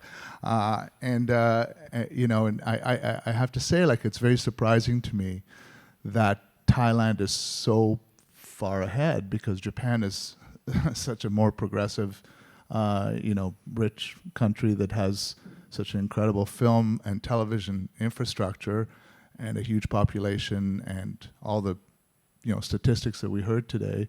So it's a little bit shocking to me that Japan is behind, and I wonder why that is. I think it seems like what all the problems are. Everyone knows the problems, and they were so detailed in the reports that we heard today, from Georgina's practical ones to all of the the film commissions and to all the reports. And it just seems to me that there needs to be kind of a centralized effort and a will. Does Japan really want this? And that's what I ask all of you.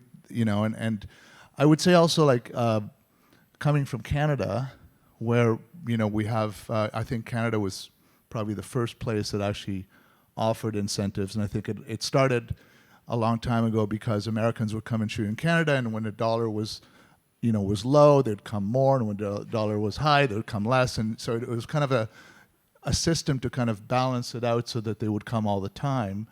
And we offered incentives. It was federal government first, and then provincial governments, and in various jurisdictions, and they competed with each other. But the one thing that is really important about the incentives in Canada that have been also taken into account in numerous other jurisdictions is that there's an equality between the incentives for foreign productions and then the domestic incentives.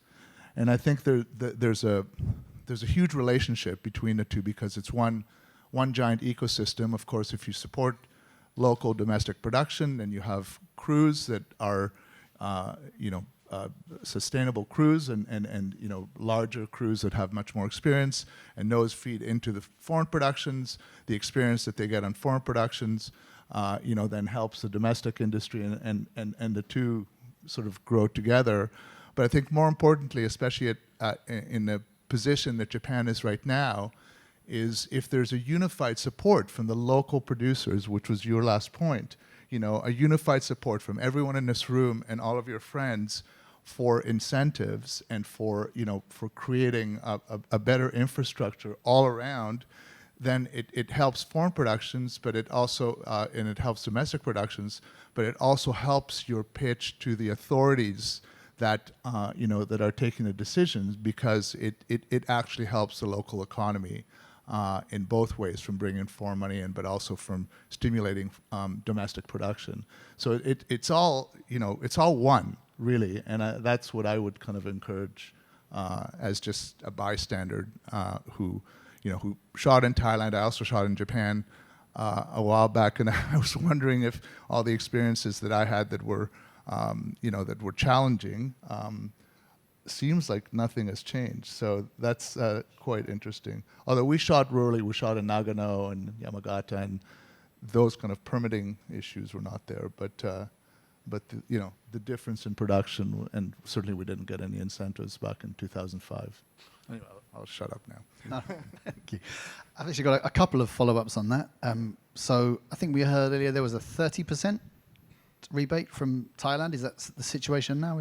Yeah, it's getting, I forget the exact percentage, but when we were doing it was just literally the new incentive was announced, and it's getting a lot higher. It's not quite yet.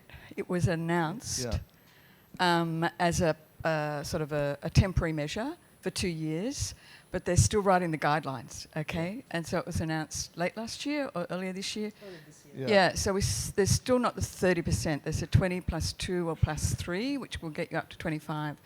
But we're still waiting for the 30. Yeah. So here's your opportunity. So practically we're talking around 25% rebate. Right now, okay, which is still... I mean, this may be a blindingly obvious question, but forgive me. So you're deciding where to shoot, and one country is offering a 25% rebate. How big is that? Yeah, it's no contest. And with Vietnam, again, there were no incentives. So it was from HBO's perspective, there's no contest. Of course, for creative, it would have been really great to shoot in Vietnam, but we found everything we needed in Thailand, and the support we got, just both from government and incentive and permits and all of those things, was just outstanding. And the production services were great. The crews were incredible, very, very international. The facilities were great. So I can't say enough good things about Thailand, unfortunately, in this context. I'm sorry, but. Aside from the incentives, really, you've shot obviously in Japan, in Thailand, and in numerous other countries. Yeah. In terms of your experiences shooting here compared to other countries, what are some of the differences, both negative and positive? I have to say, I shot a film called Silk, which is it was a Japanese, Canadian, Italian co-production, and. With Koji Yakusho and Nakatani Miki, the Japanese big name cast, but also Keira Knightley and Michael Pitt and Alfred Molina. So it was a pretty big film. I have to say, shooting here was fantastic. I mean, there was no question at the time. Everyone, when we were scouting, everyone said, go to New Zealand. You got to go to New Zealand. It's going to be difficult here. And we were here for creative reasons, and we got everything that we possibly could have dreamed for. So in that level, it was just amazing. So that I have to just say off the top, and I don't regret it. But to Georgina's points, I mean, I don't need to repeat. It's difficult, the sort of the integration, I think, of Western shooting and the Japanese way are difficult. And I've shot all over the world. I've shot in China, 25 years ago, all over Europe and South America, now in Thailand. I think Japan is the most different system that I've ever experienced, and you really, really have to kind of go with it and learn it, and so I don't know if that's necessarily a terrible thing, because we're here and we're guests and we should be doing things in the local ways. So, but it is, I think, maybe for some, we are a co-production, so it's a little different, but maybe in terms of like an American production coming in to do an American-style show, I think there could be problems, more problems. So. Yes, I think though with the amount of foreign work that's come in over the last few years, a lot of my crew, we've really adapted to the American way of working, and we sit down and we explain to the American assistant directors and the US teams or foreign teams how we work here, how the Japanese structure of, for example, a system of assistant directors. And sometimes, and we make the decision of how we're going to go in a more American-style way or in the Japanese way. And I'm finding more and more the Americans are adopting our style, where we might have 4 assistant directors, and one of them's liaising exclusively with the wardrobe department, one with the art department, one attached to the director and doing research sort of work. It's a slightly different system.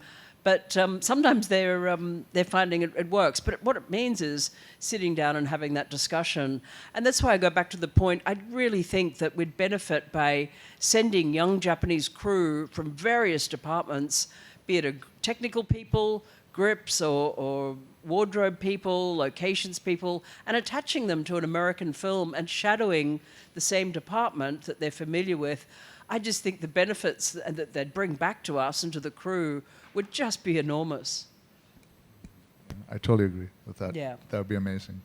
There's someone here I just met from the Japanese Consulate General in Los Angeles. Could be a great project.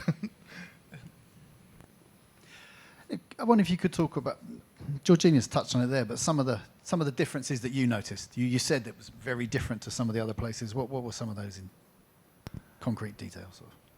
Well, again, this is a long time ago, so maybe things have changed. A fundamental thing, like eating lunch, was different, because I like to think, I'm wherever I go, I want things to be very equal. Like it can't be like us and them, and so I offered to have, like our lunch break is an hour-long lunch break with, a hot meal.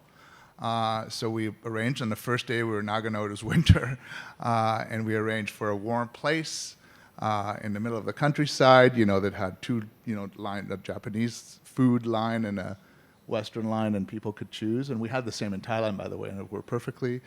And the Japanese crew didn't come. They did not want to be part of that. They didn't want to sit with the Western crew, and they wanted bento boxes and to just work for, and so that. I mean, that was my first kind of in the face, okay, and I was trying to be benevolent, like I thought I was being, and that was my way. I learned of being benevolent. It's not the right way, so it came out of the best place, and so the next day we had bento boxes, and everyone was happy.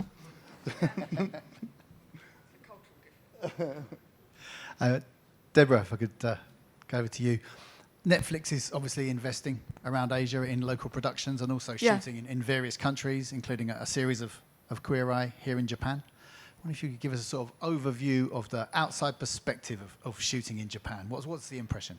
Well, we've taken advantage, of course, of shooting in Japan because Netflix Japan, Netflix Australia, Netflix wherever you go, we concentrate on making local content because that's how we grow the business.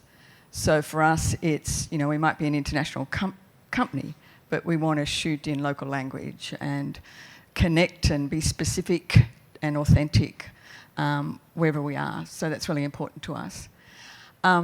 We've shot First Love and we took advantage from, I think, Sapporo City incentive, which was helpful. We've shot other things that we haven't taken advantage of any incentive because it hasn't been there.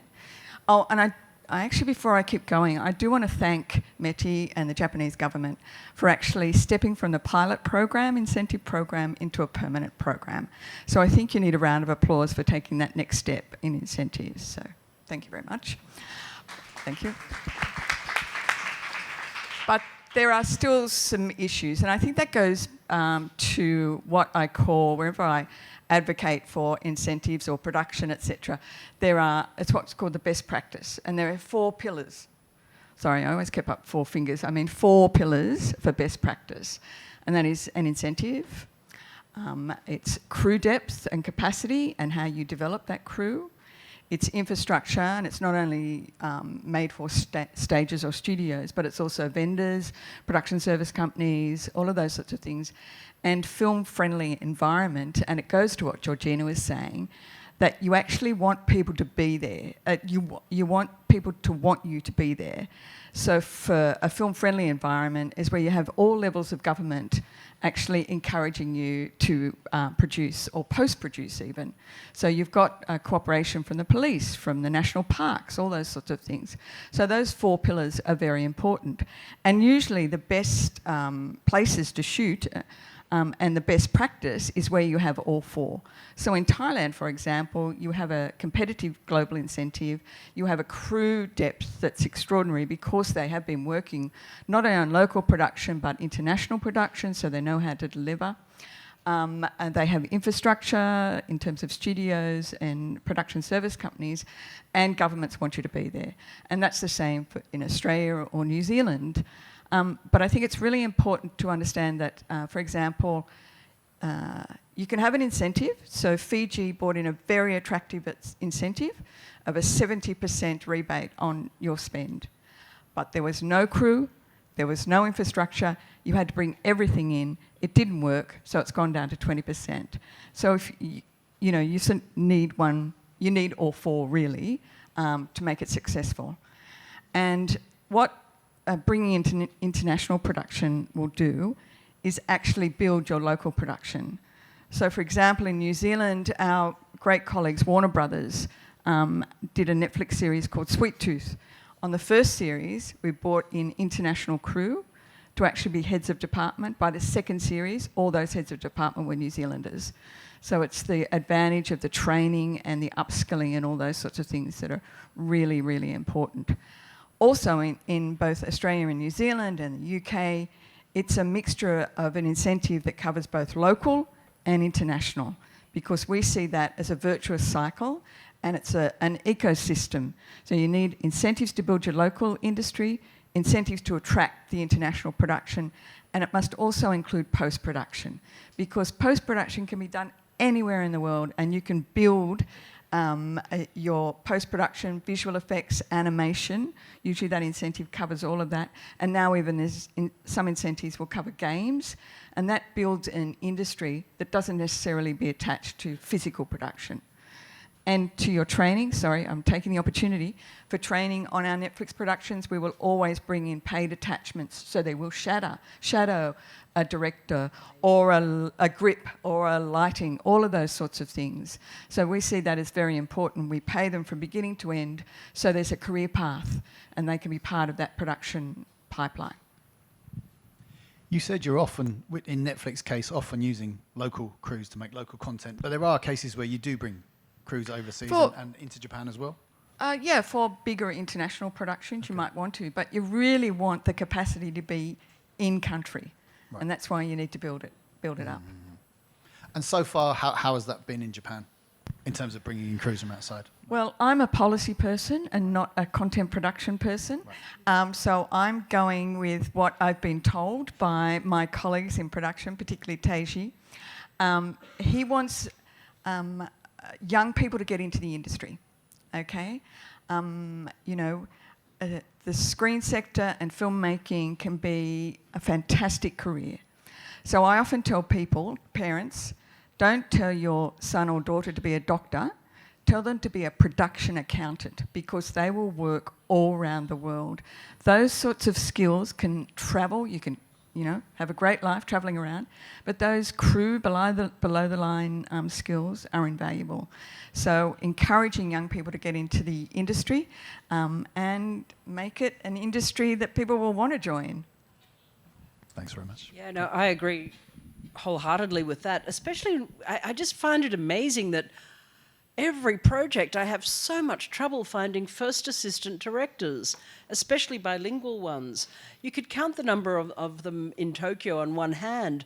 And so I've identified them and worked with them and encouraged them and employed them and trained them and got them interested, and then I'd call them and say, hey, I've got this great French film or a Netflix show coming or whatever coming down the pipeline.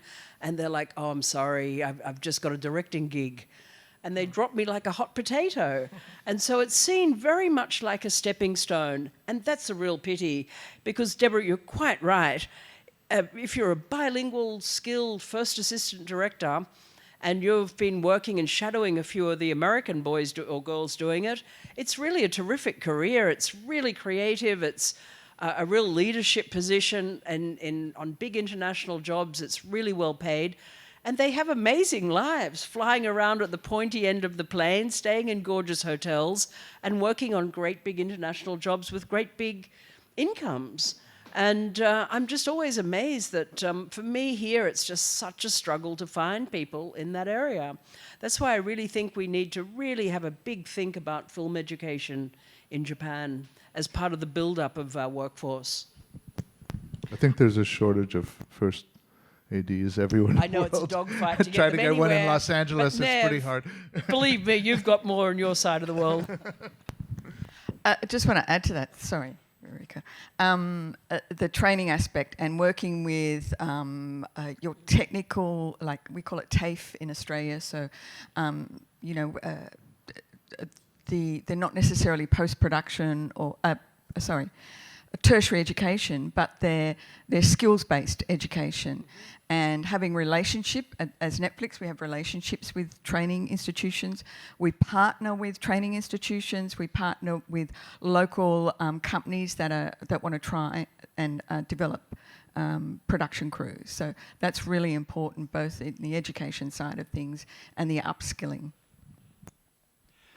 Yeah, I was about to say essentially what Niv said. Isn't there a shortage of ADs everywhere? And isn't that a sort of natural career progression path anyway to go on to directing? Or is it, or if it is more pronounced in Japan, why is that, do you think? I'm not sure why. I think it's part of the film education system. And there's a shortage of film crew globally.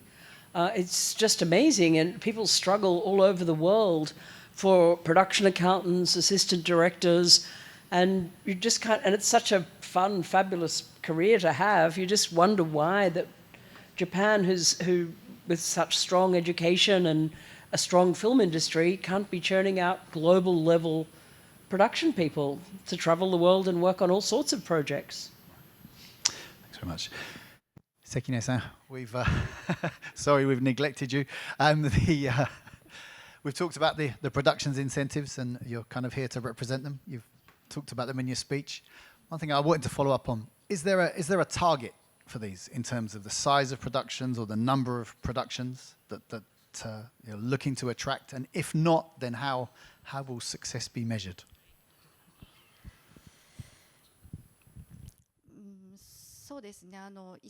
Right. So as was... Sorry, please allow me to speak in Japanese.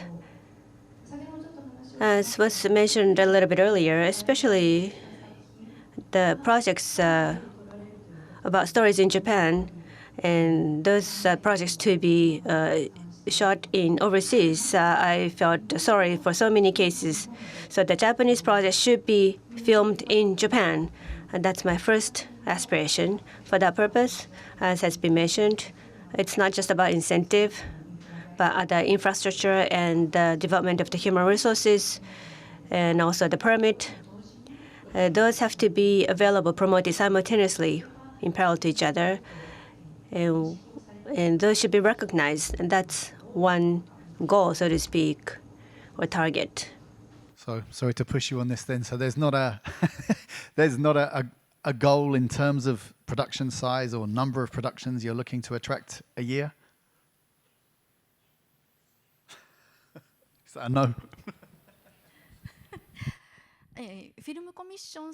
As a film commission, yes, of course. Well, per year. Personally, this is my personal opinion. For instance, 2 or 3 at least per year. We would like to attract the large projects. That would be very happy. That would make me very happy. Sorry to put you on the spot there. Can I just respond on that one? We would love to be 3 of the 4 projects that would get that incentive. Can I say it? We don't want to be, we're an international company making local language, so we want our projects to count as well. We tried on the pilot, but we failed, and I think my colleague from Warner Brothers for Tokyo Vice got that incentive. And we just put in about 6 applications, but we were rejected. So next round, I'm positive we're going to get something, okay? So I'm crossing everything, right? To encourage more production that's going to build the incentive. As the Japan Film Commission, we are not in a position to offer incentive. So we want to attract many in the productions not to be shot in Japan, but we want to demonstrate the positive aspect of Japan more proactively. And many of the shooting taking place in Tokyo or Osaka, but all across Japan, there are many good locations available.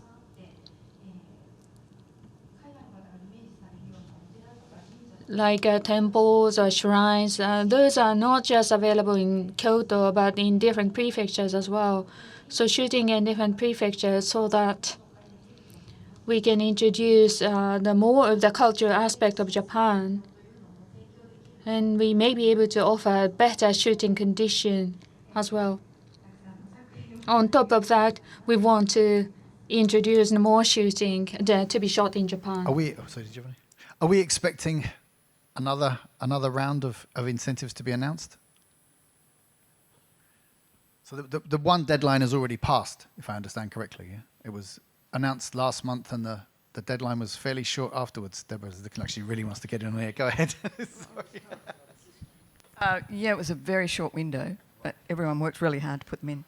We failed, but that's okay. And I think there's another round that's been announced. Again, another short window, but that's okay. But it'd be better if it was longer, but... Right. Sorry again, I'm putting you on the spot here. I did notice that there seemed to be only a week between the announcement and the deadline. Why was that so short? What is the thinking behind that? This year is year 1.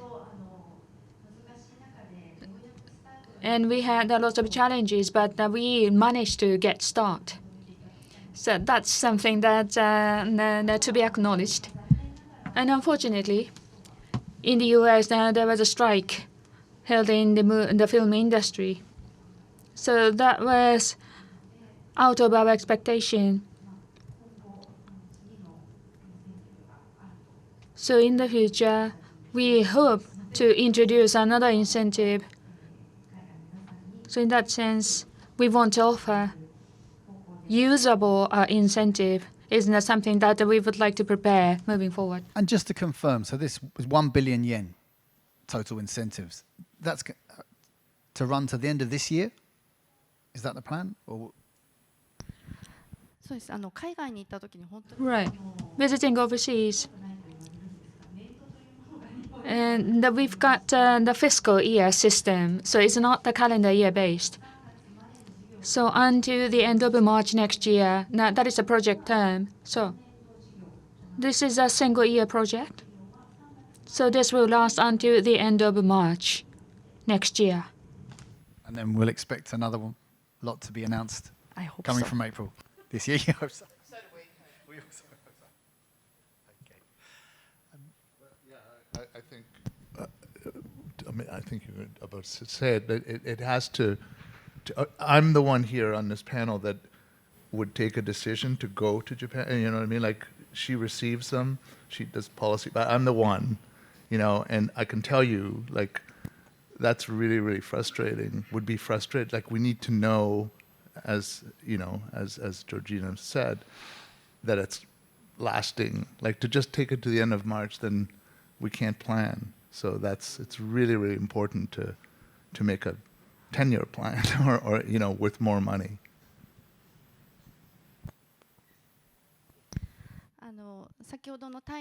Yes, about the example in Thailand that you referred to. Well, we would like to learn from those good practices from overseas, from those different countries. We'd like to incorporate them so that it would be a better system, easier for you to use. That's what we'd like to lobby the government as well from our side. So please provide feedbacks or ideas to us. I'd be happy to personally speak to anyone, write a note or anything you like. I'd help.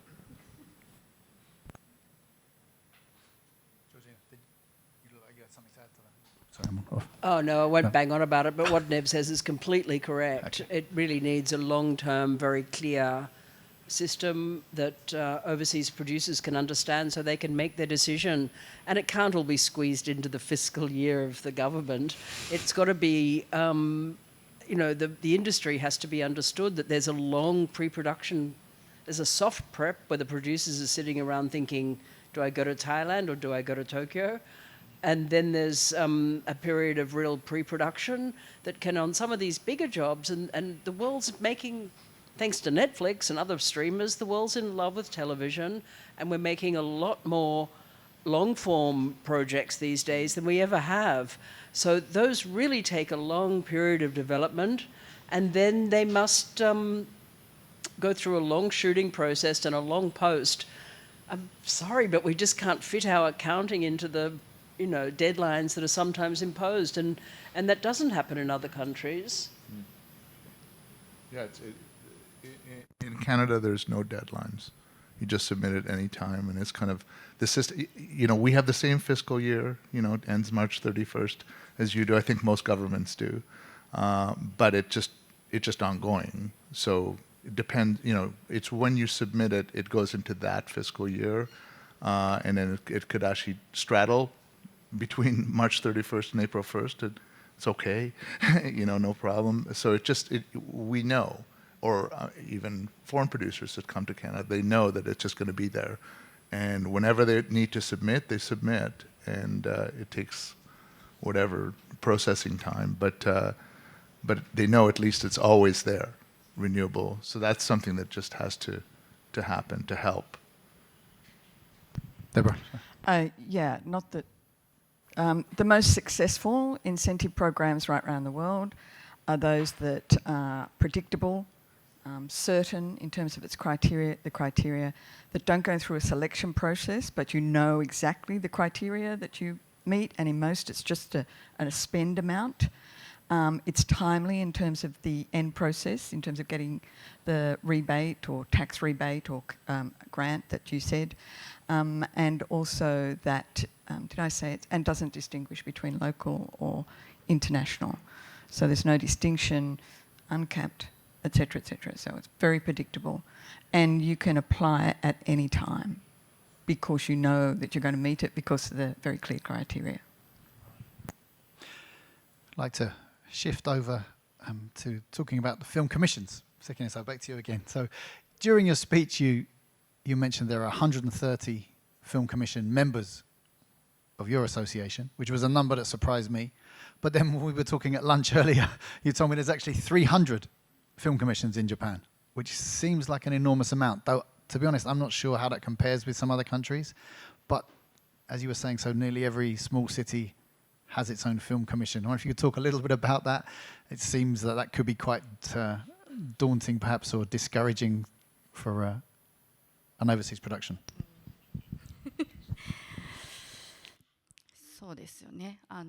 Right. Except the US, I think we've gotten the highest number of film commissions in Japan. I think in the US, in each state and the major cities now do have their own film commission. But in Japan, as was mentioned, based on the latest data, 380, closer to 400 is the total number. But those, I don't think, and having a higher number of the film commission is not necessarily the bad thing. I just explained because Japan is divided into the regional blocks, 10 regional blocks, and we've got the network. So we share information. So if there's a shooting taking place in a small town, then if there's a missing, the shortage of the extra, there is an alignment of the neighboring cities so that we can enhance the support. This is probably Japan unique omotenashi because they are small. That is the reason why. And then Georgina just referred to the one example of offering a lunch. That is probably done due to the small size. But as was also mentioned, when introducing international shooting beyond the boundary of the municipalities, then it may be the obstacle. But as for the Film Commission, even beyond the boundary of the municipalities, and we do have an alignment through regional network. So in that sense, we may say that we can extend a more elaborative shooting support. Georgina, I wonder if you could talk about some of your experience, perhaps with some of the smaller film commissions that you've had? Look, I've had terrific experiences with some of the smaller film commissioners. There was one project I was doing, it was a film for Netflix called Earthquake Bird, and we needed a really specific type of tree, a specifically shaped tree that some kids were playing in, and it was a real specific kind of look. And we were looking around constantly through the production, the weeks were ticking by, and we still hadn't found the right tree. So what my clever location guys did was send out a memo to several film commissions, and ones that were quite accessible to where we were already shooting. We didn't want to have to go to the other end of Kyushu for this tree. We wanted something that was close to where we already were or close to Tokyo. And we explained the sort of tree we wanted, and did anyone know of any? And sure enough, a local film commissioner knew it was a tree that fitted the bill, and a lot of the film commissions responded and sent us ideas. And one particular guy in Nagano sent us the tree, and we ended up shooting there. And so those sort of resources are invaluable. And, you know, shooting the same film, Earthquake Bird, for Netflix on Sado Island a few years ago, the film commission in Niigata and Sado was absolutely terrific. They introduced us to all sorts of local businesses. They helped us with locations. And that's where the film commissioners and the staff came out and made us all barbecue lunches with the local product.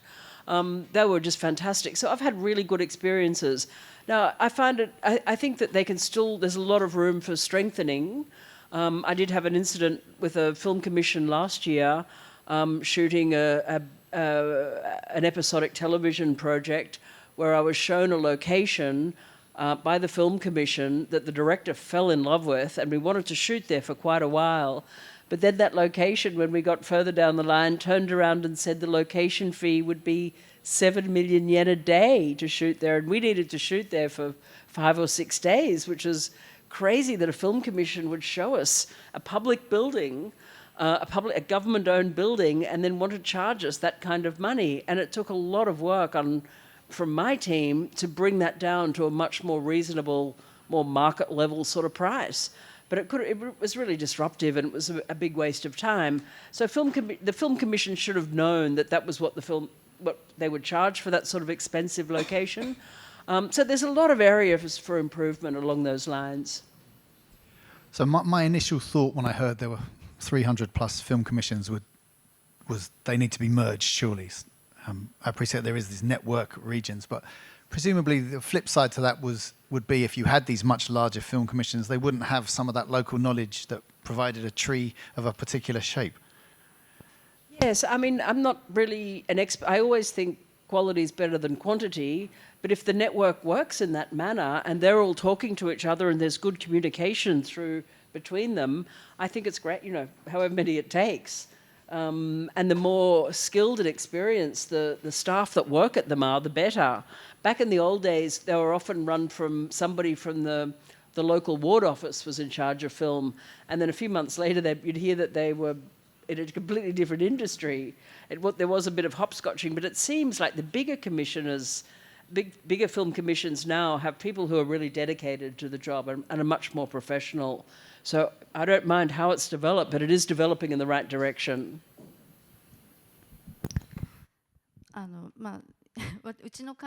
Well, those members of Japan Film Commission, 130 film commissions are the members, so that's 1/3 only who are the members of Japan Film Commission. In that sense, when it comes to developing human resources, we're still faced with a challenge. That's recognized for large cities or for those film commissions with prefecture level, they are our members. But because they are the public officials of the local municipalities, so on a day-to-day basis, they were working for a completely different function and then were all of a sudden assigned to this film, which is completely something different from what they had been doing. So we have to train those people, the fundamental training for the sort of beginners and the skill-up training, and sharing best practices from different regions. We do that constantly so that we can improve the skill sets. But these 300-some film commission, the average number of staff, it's less than 1 actually. In other words, there are many people who are responsible for the film commission while also serving for other responsibilities. So they're wearing double hats, not dedicated. So ideally, there should be a dedicated human resources with a special expertise for long term. And some film commissions have such a dedicated staff so that they have a long-term relationship with the producers and the local stakeholders so that they'll be able to successfully attract more locations without any issues. But in many cases, staff change on a regular basis. So of course, we need to work on enhancing the status of the film commission as well. So we want the staff to be the professionals for the film commission so that they won't be rotated. And that's what we want the regions to think. And we want the government to also support that initiative. That would be appreciated. So this issue of moving people around from department to department, which is common practice in private and public organizations in Japan, when you do suggest to them that this might not be the best idea, what kind of reactions do you get?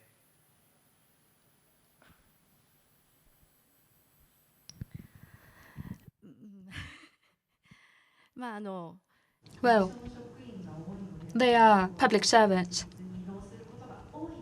So, I mean, they simply do what they do. But there are some municipalities that started to have a dedicated department with dedicated staff.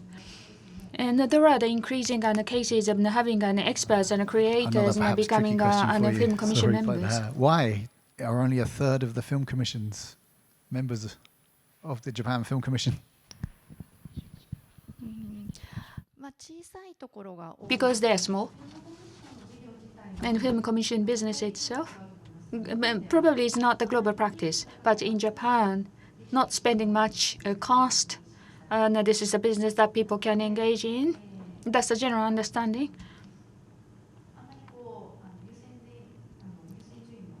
So the priority is not so high.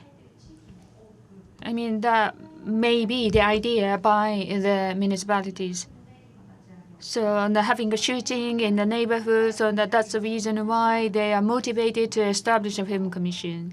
So I mean, that might have been the background of establishing a film commission. So depending on the person in charge, whether the person is energetic or not, then it really different. by the Film Commission and by cities. And of course, the nature of the city, whether it is big or small. Then, as for the big cities, then the single project may not be the focus because now they need to handle multiple projects. But the exactly opposite situation can be seen in the small film commissions. But in majority cases, the filmmaking is not the priority project. That's why the small budget is unallocated, and they are having even difficulty paying membership fees. And they have the difficulty getting access to the location market because the travel expense is even a burden for a film commission.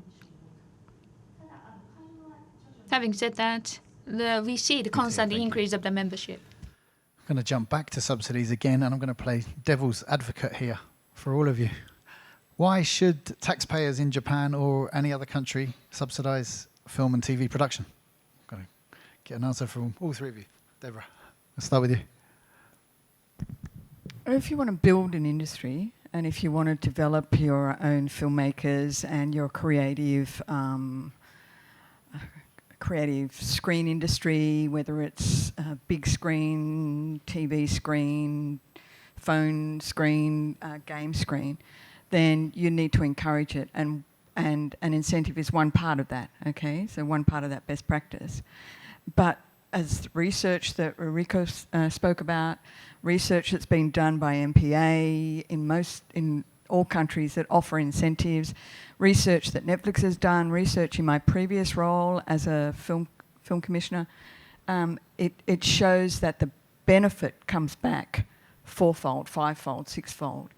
In the UK, for every pound spent on the incentive side, you get £12 return in terms of economic contribution to the whole of the economy. And you might think it just covers the film practitioners or the crew, etc. But we all know it goes far beyond that. It impacts in terms you're going to get jobs and investment, real estate, IT, security, accommodation, hospitality, all of those things. So it sort of goes right through the economy. And time again, the research that has been done has proven that. So that's why you should. And you should, encourage your young people to be part of it. Years ago, when I was first shooting in Japan, probably around the time I met you, Nev, when you were coming to shoot Silk, and producers would say to me, "Oh, Japan, you don't have incentives." And I kind of didn't know how to handle it. So my attitude became, "Oh, but we're Japan, we're special, we don't need them. If you develop a story to be set in Japan, you've got to shoot in Japan. Why should we need incentives?" So that became my spiel for a while, just to cover up the fact I was working in a country without any, and yet seeing incentives world being developed so strongly and particularly well in the UK, New Zealand and Australia, and Canada, industries I was familiar with. And so that kind of became my go-to answer on the topic. And then I realized I was just being really naive, because over those decades, I realized the industry wasn't developing in Japan. Things weren't improving. I wasn't finding more and more skilled people, no more bilingual people. The numbers weren't increasing, yet the volume of work was increasing. So it really is interesting for me today to hear Deborah's comments on the need to support the local industry as well, because I really now understand that incentives do really help develop the industry. And I think particularly over the COVID period, we realized there's a global appetite, a hunger for content, although I don't like that word. And so the industry is just going to continue to grow. I firmly believe that. And it takes skilled workers, and it's a good chance to upskill and upscale workforces. So now I've been a real convert and realize we do need an incentive system to see the industry develop. Anything to add? My two esteemed colleagues are way too intelligent, so they covered it. Thank you. Thanks. Sorry, I also wanted to add a number of incentive programs. If you get the incentive, part of your obligation is to train. So that's another development for the industry. So, it's a two-way relationship incentive. Continuing on the theme, though, so you've talked about, we talked about Thailand earlier, saying they're talking about 25, but now have 25% and are talking about going up to 30%.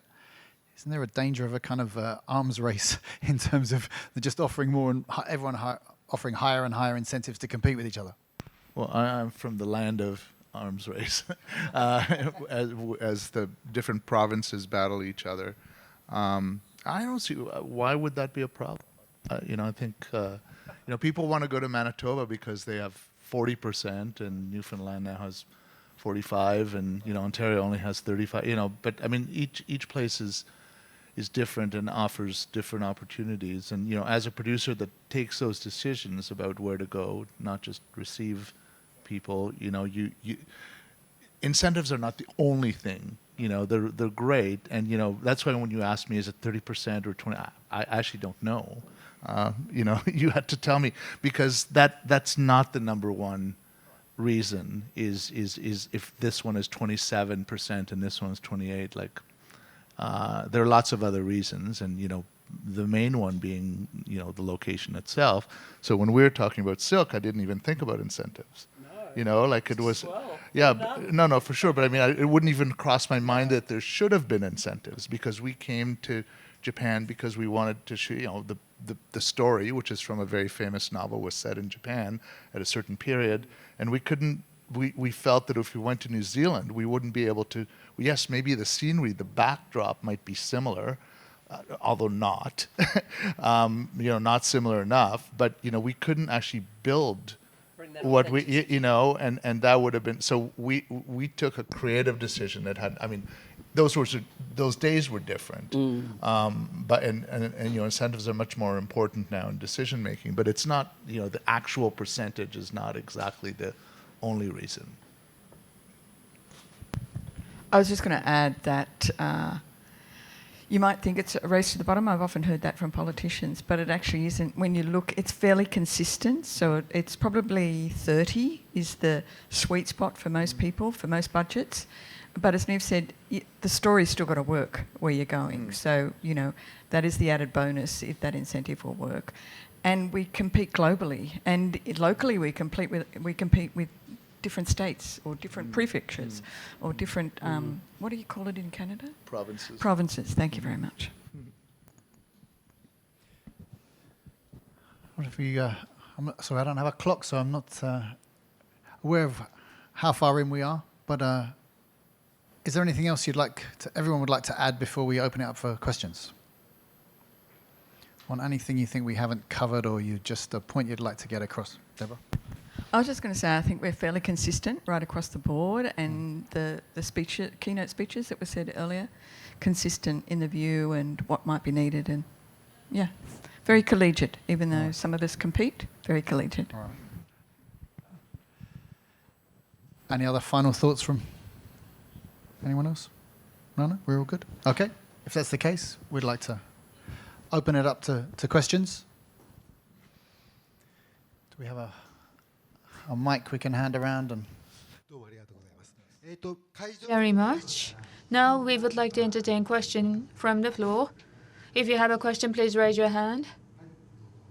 Go ahead.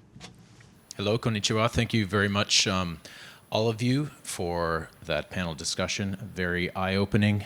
Helps really, I think, all of us to see where we can go. And I think I'm one of those maybe upskilled people in the crowd. I'm not sure if there are others. I met Georgina Pope maybe 15 years ago or so as an actor working in this market, and I looked at the opportunities on that side of the camera, and I said, hey, those guys are doing something very interesting, and I'd like to explore what that is. And I was introduced through a friend to the likes of Georgina. She was warm and open and allowing me to sit down with her and ask her questions, and she guided me on, how I can go about it and where I could go. Now, 15 years later, I've produced 3 feature films in Japan and a TV series, and I'm here today because I wanted to kind of get a sense of what are we doing in the next 10 years? How can we support the independent creators, the independent producers, obviously not just the studio level stuff, but in the under $2 million range, and perhaps, maybe that's from the Film Commission side. Sekine-san, maybe you have, some sort of insight. Do you look at under $2 million, the people who are producing those films, and you think there's because there's a lot of them in this market, right? Most of the independent films that are being made are under $2 million in this market. So I was just at TIFF in Toronto. Everybody over there from the film commissions from Spain, Poland, Taiwan, Saudi Arabia, everybody's like, rebates, infrastructure, we want you to come to our country to shoot your films. I just said I've shot 3 films, TV series. I have yet to have support from, lottery system. I haven't been successful at being able to do that. So I have to find soft equity and other kind of ways of getting my films done. Could you comment on that sort of stuff? Maybe you all have something to offer. I also was curious about the film commissions. I heard 300 film commissions. Are those 300 offices? Is that 300 people who work for those film commissions? I'm assuming it's offices, but I wasn't sure up to that. I've worked with the rural areas in Mie-ken, Kamakura, place Saitama, and outside of Tokyo. It's very easy to be able to shoot there. Not as easy to shoot in Tokyo for me as well. Sekine-san, can we hand that one to you? はい、まず、2億円以下の Right. The less than 200 million yen, including an independent work. Lastly, I just talked about the local film commissions and incentive programs. Those are primarily for the small-sized project, less than 200 million yen. And of course, we, as the Film Commission, we would prefer having a higher number of programs. And most of the inquiries are coming from the small-sized project. So we are having a willingness to support those small projects, but just for this year alone, the priority just started to focus on starting from a large in the project. And in the future, the scope will be expanded to cover the smaller size project as well. And depending on the region, if there are some benefit that can be expected out of the film shooting, then there are some municipalities who are willing to offer location sites. So we want to, raise those voices. And there are more than 300 film commissions. And not the 300 people are gathering in one place, but they have a desk in the convention bureau or in the tourism associations or city hall. And they have a desk. Then the person in charge is assigned. So that there is the 300 people gathering in one place representing each in the film commission. But the most of them are the city hall staff or the local, the city convention members engaging in activities. I was just going to use the Australia example. So the national government has what's called the Australian Screen Production Incentives. And part of those are for local production and local producers. Part of it is to attract international production. Another is to attract both local and international post-visual effects, animation, digital games. But there's a national body called Screen Australia, which is the sort of set up by government. And they are set up to actually develop producers and not necessarily crew, but to develop writers, directors, producers that are doing what you're doing. And in Australia, each state has a state screen agency, and they're set up to develop their people in their own state. So there's lots of sort of smaller incentives and initiatives, but it's more about training programs and allowing you to take your film to market, for example. So Screen Australia would have supported any film that went to TIFF, where you were, Toronto International Film Festival, or Busan, or indeed here. So there are organisations set up by government to actually address what you're talking about. Anyone to add? Anything to add? Niv? Well, I mean, I think it was our unified message was pretty clear. That well, especially Deborah and I, who are really foreigners here, is that we're advocating for domestic incentives to go hand in hand with with incentives for international production. So those would help you, partly subsidize your production. Thank you. Do we have any other questions? Thank you very much.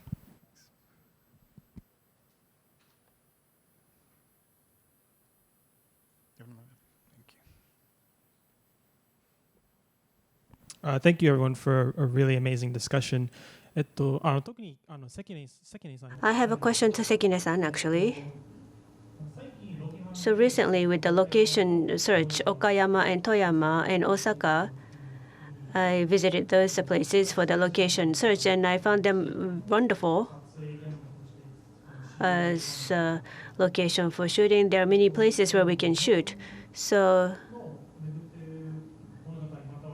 those stories about Japan, those that should be filmed in Japan, there is a strong reflex to be filmed in Tokyo. But from a film commission perspective, is there any particular area where you like to promote filming more, or are there any places that are being missed out in terms of the attractive location sites?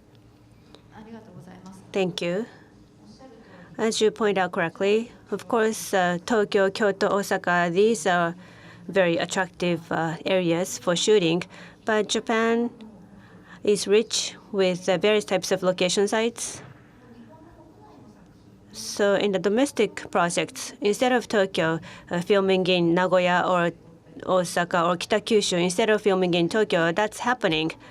Of course, one factor is that it's difficult to shoot in Tokyo, but if you take it oppositely, then to shoot in a big city like Tokyo can be done in different places like Osaka, Nagoya, Kobe, Kitakyushu. So we have big urban cities, and we have different cultures in Japan. So in locations, I think there are many unseen areas that have not been delivered. So we would like people to know those areas as well. But as you mentioned, those places, Okayama, Toyama, again, and the film commission there are working very hard, and those are one of the places where it's easier to shoot. So the production people find them very attractive and easy to film, so that will lead to subsequent projects. So I'd like to increase the number of cities or towns like that to have a repeat. Thanks very much. Any other questions? Down the front here. Thank you. The person sitting there.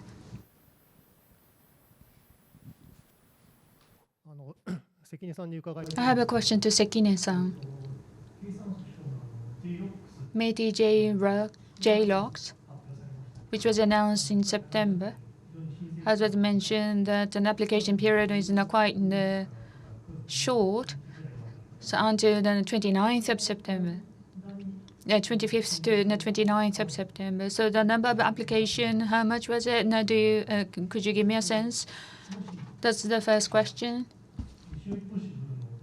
And you missed the opportunity of having a shoot of the Mission Impossible. If the J-Locks and the support was extended, then was it possible to shoot the Mission Impossible in Japan? Could you respond to that? The total number being applied? I don't know if this is publicized. So please make an inquiry to VPO, the serving as a secretariat. And sorry, I don't have an answer to respond. And Mission Impossible.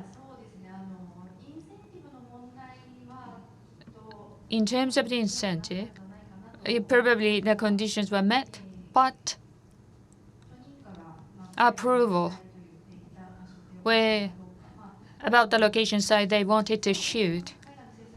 I'm not sure whether the approval was granted. And often the overseas production people often say that it takes so long time to get approval for shooting. So it is not impossible to shoot in Japan, but it takes too long time to get approval. And sometimes the process might have been quite frustrating. And it takes too long time to get a response. So now this is another reason why overseas production decide to shoot outside of Japan. I know I am not directly responding to your question. Yes, I was taking director Chris McQuarrie around Japan on that location scout. There are a few issues. One of them, I'd show him a beautiful location of a dam and I'd say, oh, can't you imagine Tom running across there? And he'd turn to me and say, can I blow it up? And then he wasn't kidding, or he was only partially joking. And then we'd begin a series of meetings with the water department of this local prefecture and all these sort of things. And they can't give us an answer because they're not going to meet for another month. And as you say, just a very, very slow process was part of the problem. These American projects need big, fast, quick action, quick answers, quick solutions. And this was a few years ago now, but it was really, really hard work. Also, a project like that is a massive number of crew. And a lot of the locations we were looking at just were overwhelmed by the sheer scale of what we could have been. So yeah, it was a tough one. But all the people involved in that production, directors, producers, and actors, they love Japan and they'd love to come back and shoot. And I'm optimistic that one day they will. Sometimes your star has a lot of say in where you go. So I think, from memory, Tom did The Last Samurai in New Zealand. And because it was his personal experience at the time, he wanted to be near his family. So those sort of decisions can come into play. But, I know I often get a complaint from the Indonesian government because there was a film called A Ticket to Paradise with George Clooney and Emma Roberts set in Bali. It was filmed in Queensland in Australia. So the Indonesian government was very upset about that. But it was still Bali. So it increased the tourism to Bali, even though it was shot in Queensland. And if I remember rightly, The Wolverine, which was shot in Australia, was set in Japan. So, you can make it anywhere in the world, really. But they did do some filming in Japan for the Wolverine. So lots of issues come into making that decision. Thank you. We are running short of time, so we have time, I think, for one quick question, and it will have to be a fairly brief answer if we do have one more question. それではどうぞ。お話ありがとうございます。 Thank you very much. Now, with regards to the permit, I have a question about the permit. So in places like Thailand and Canada, where they offer aggressive incentive, are they also very good in providing a permit? Do they have a good permit system in place as well, that it's speedy to get the permit and there is a set procedure, or if it's a centralized contact for Japan to accelerate the permit? Or what kind of system should we structure, if you can get some feedbacks on that? I would like to ask this question to everyone. I don't think we have time for everyone to answer, unfortunately, so I wonder if one person could grab it. Niv, do you want to? Yeah. I mean, the short answer is yes. It's fair in Canada anyway, and in Thailand, in my experience, it was pretty centralized. So yes, it's something that I think. That's why when I was speaking, I was saying it has to be everything has to be centralized, because I've experienced that, and it's really, really a lot better. Of course, there are specific locations, there are specific issues. You know, if you want to shoot at the top of the CN Tower in Toronto, you have to get their permission, and people have. Or, you know, they closed down the main street of Toronto for shooting, you know, on Sunday mornings. You have to be flexible if you want really, really hard locations, but there's an infrastructure in place to really help you in both Thailand and Canada, since you asked about those both places. Great, thank you. Thank you to all our panel members, yourselves, for great questions and listening patiently. Thank you very much. Finishing there. どうもありがとうございました。皆さんもう一度パネルディスカッションの皆様に拍手をお願いします。 Please give the warm round of applause to the panelists. Gavin, thank you very much indeed. So please return to your seat. Thank you very much. 36.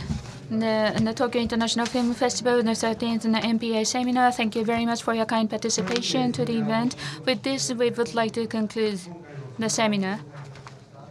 Co-host Tokyo International Film Festival and sponsor the U.S. Embassy to Japan and MPA. I would like to express my sincere appreciation. Thank you all very much.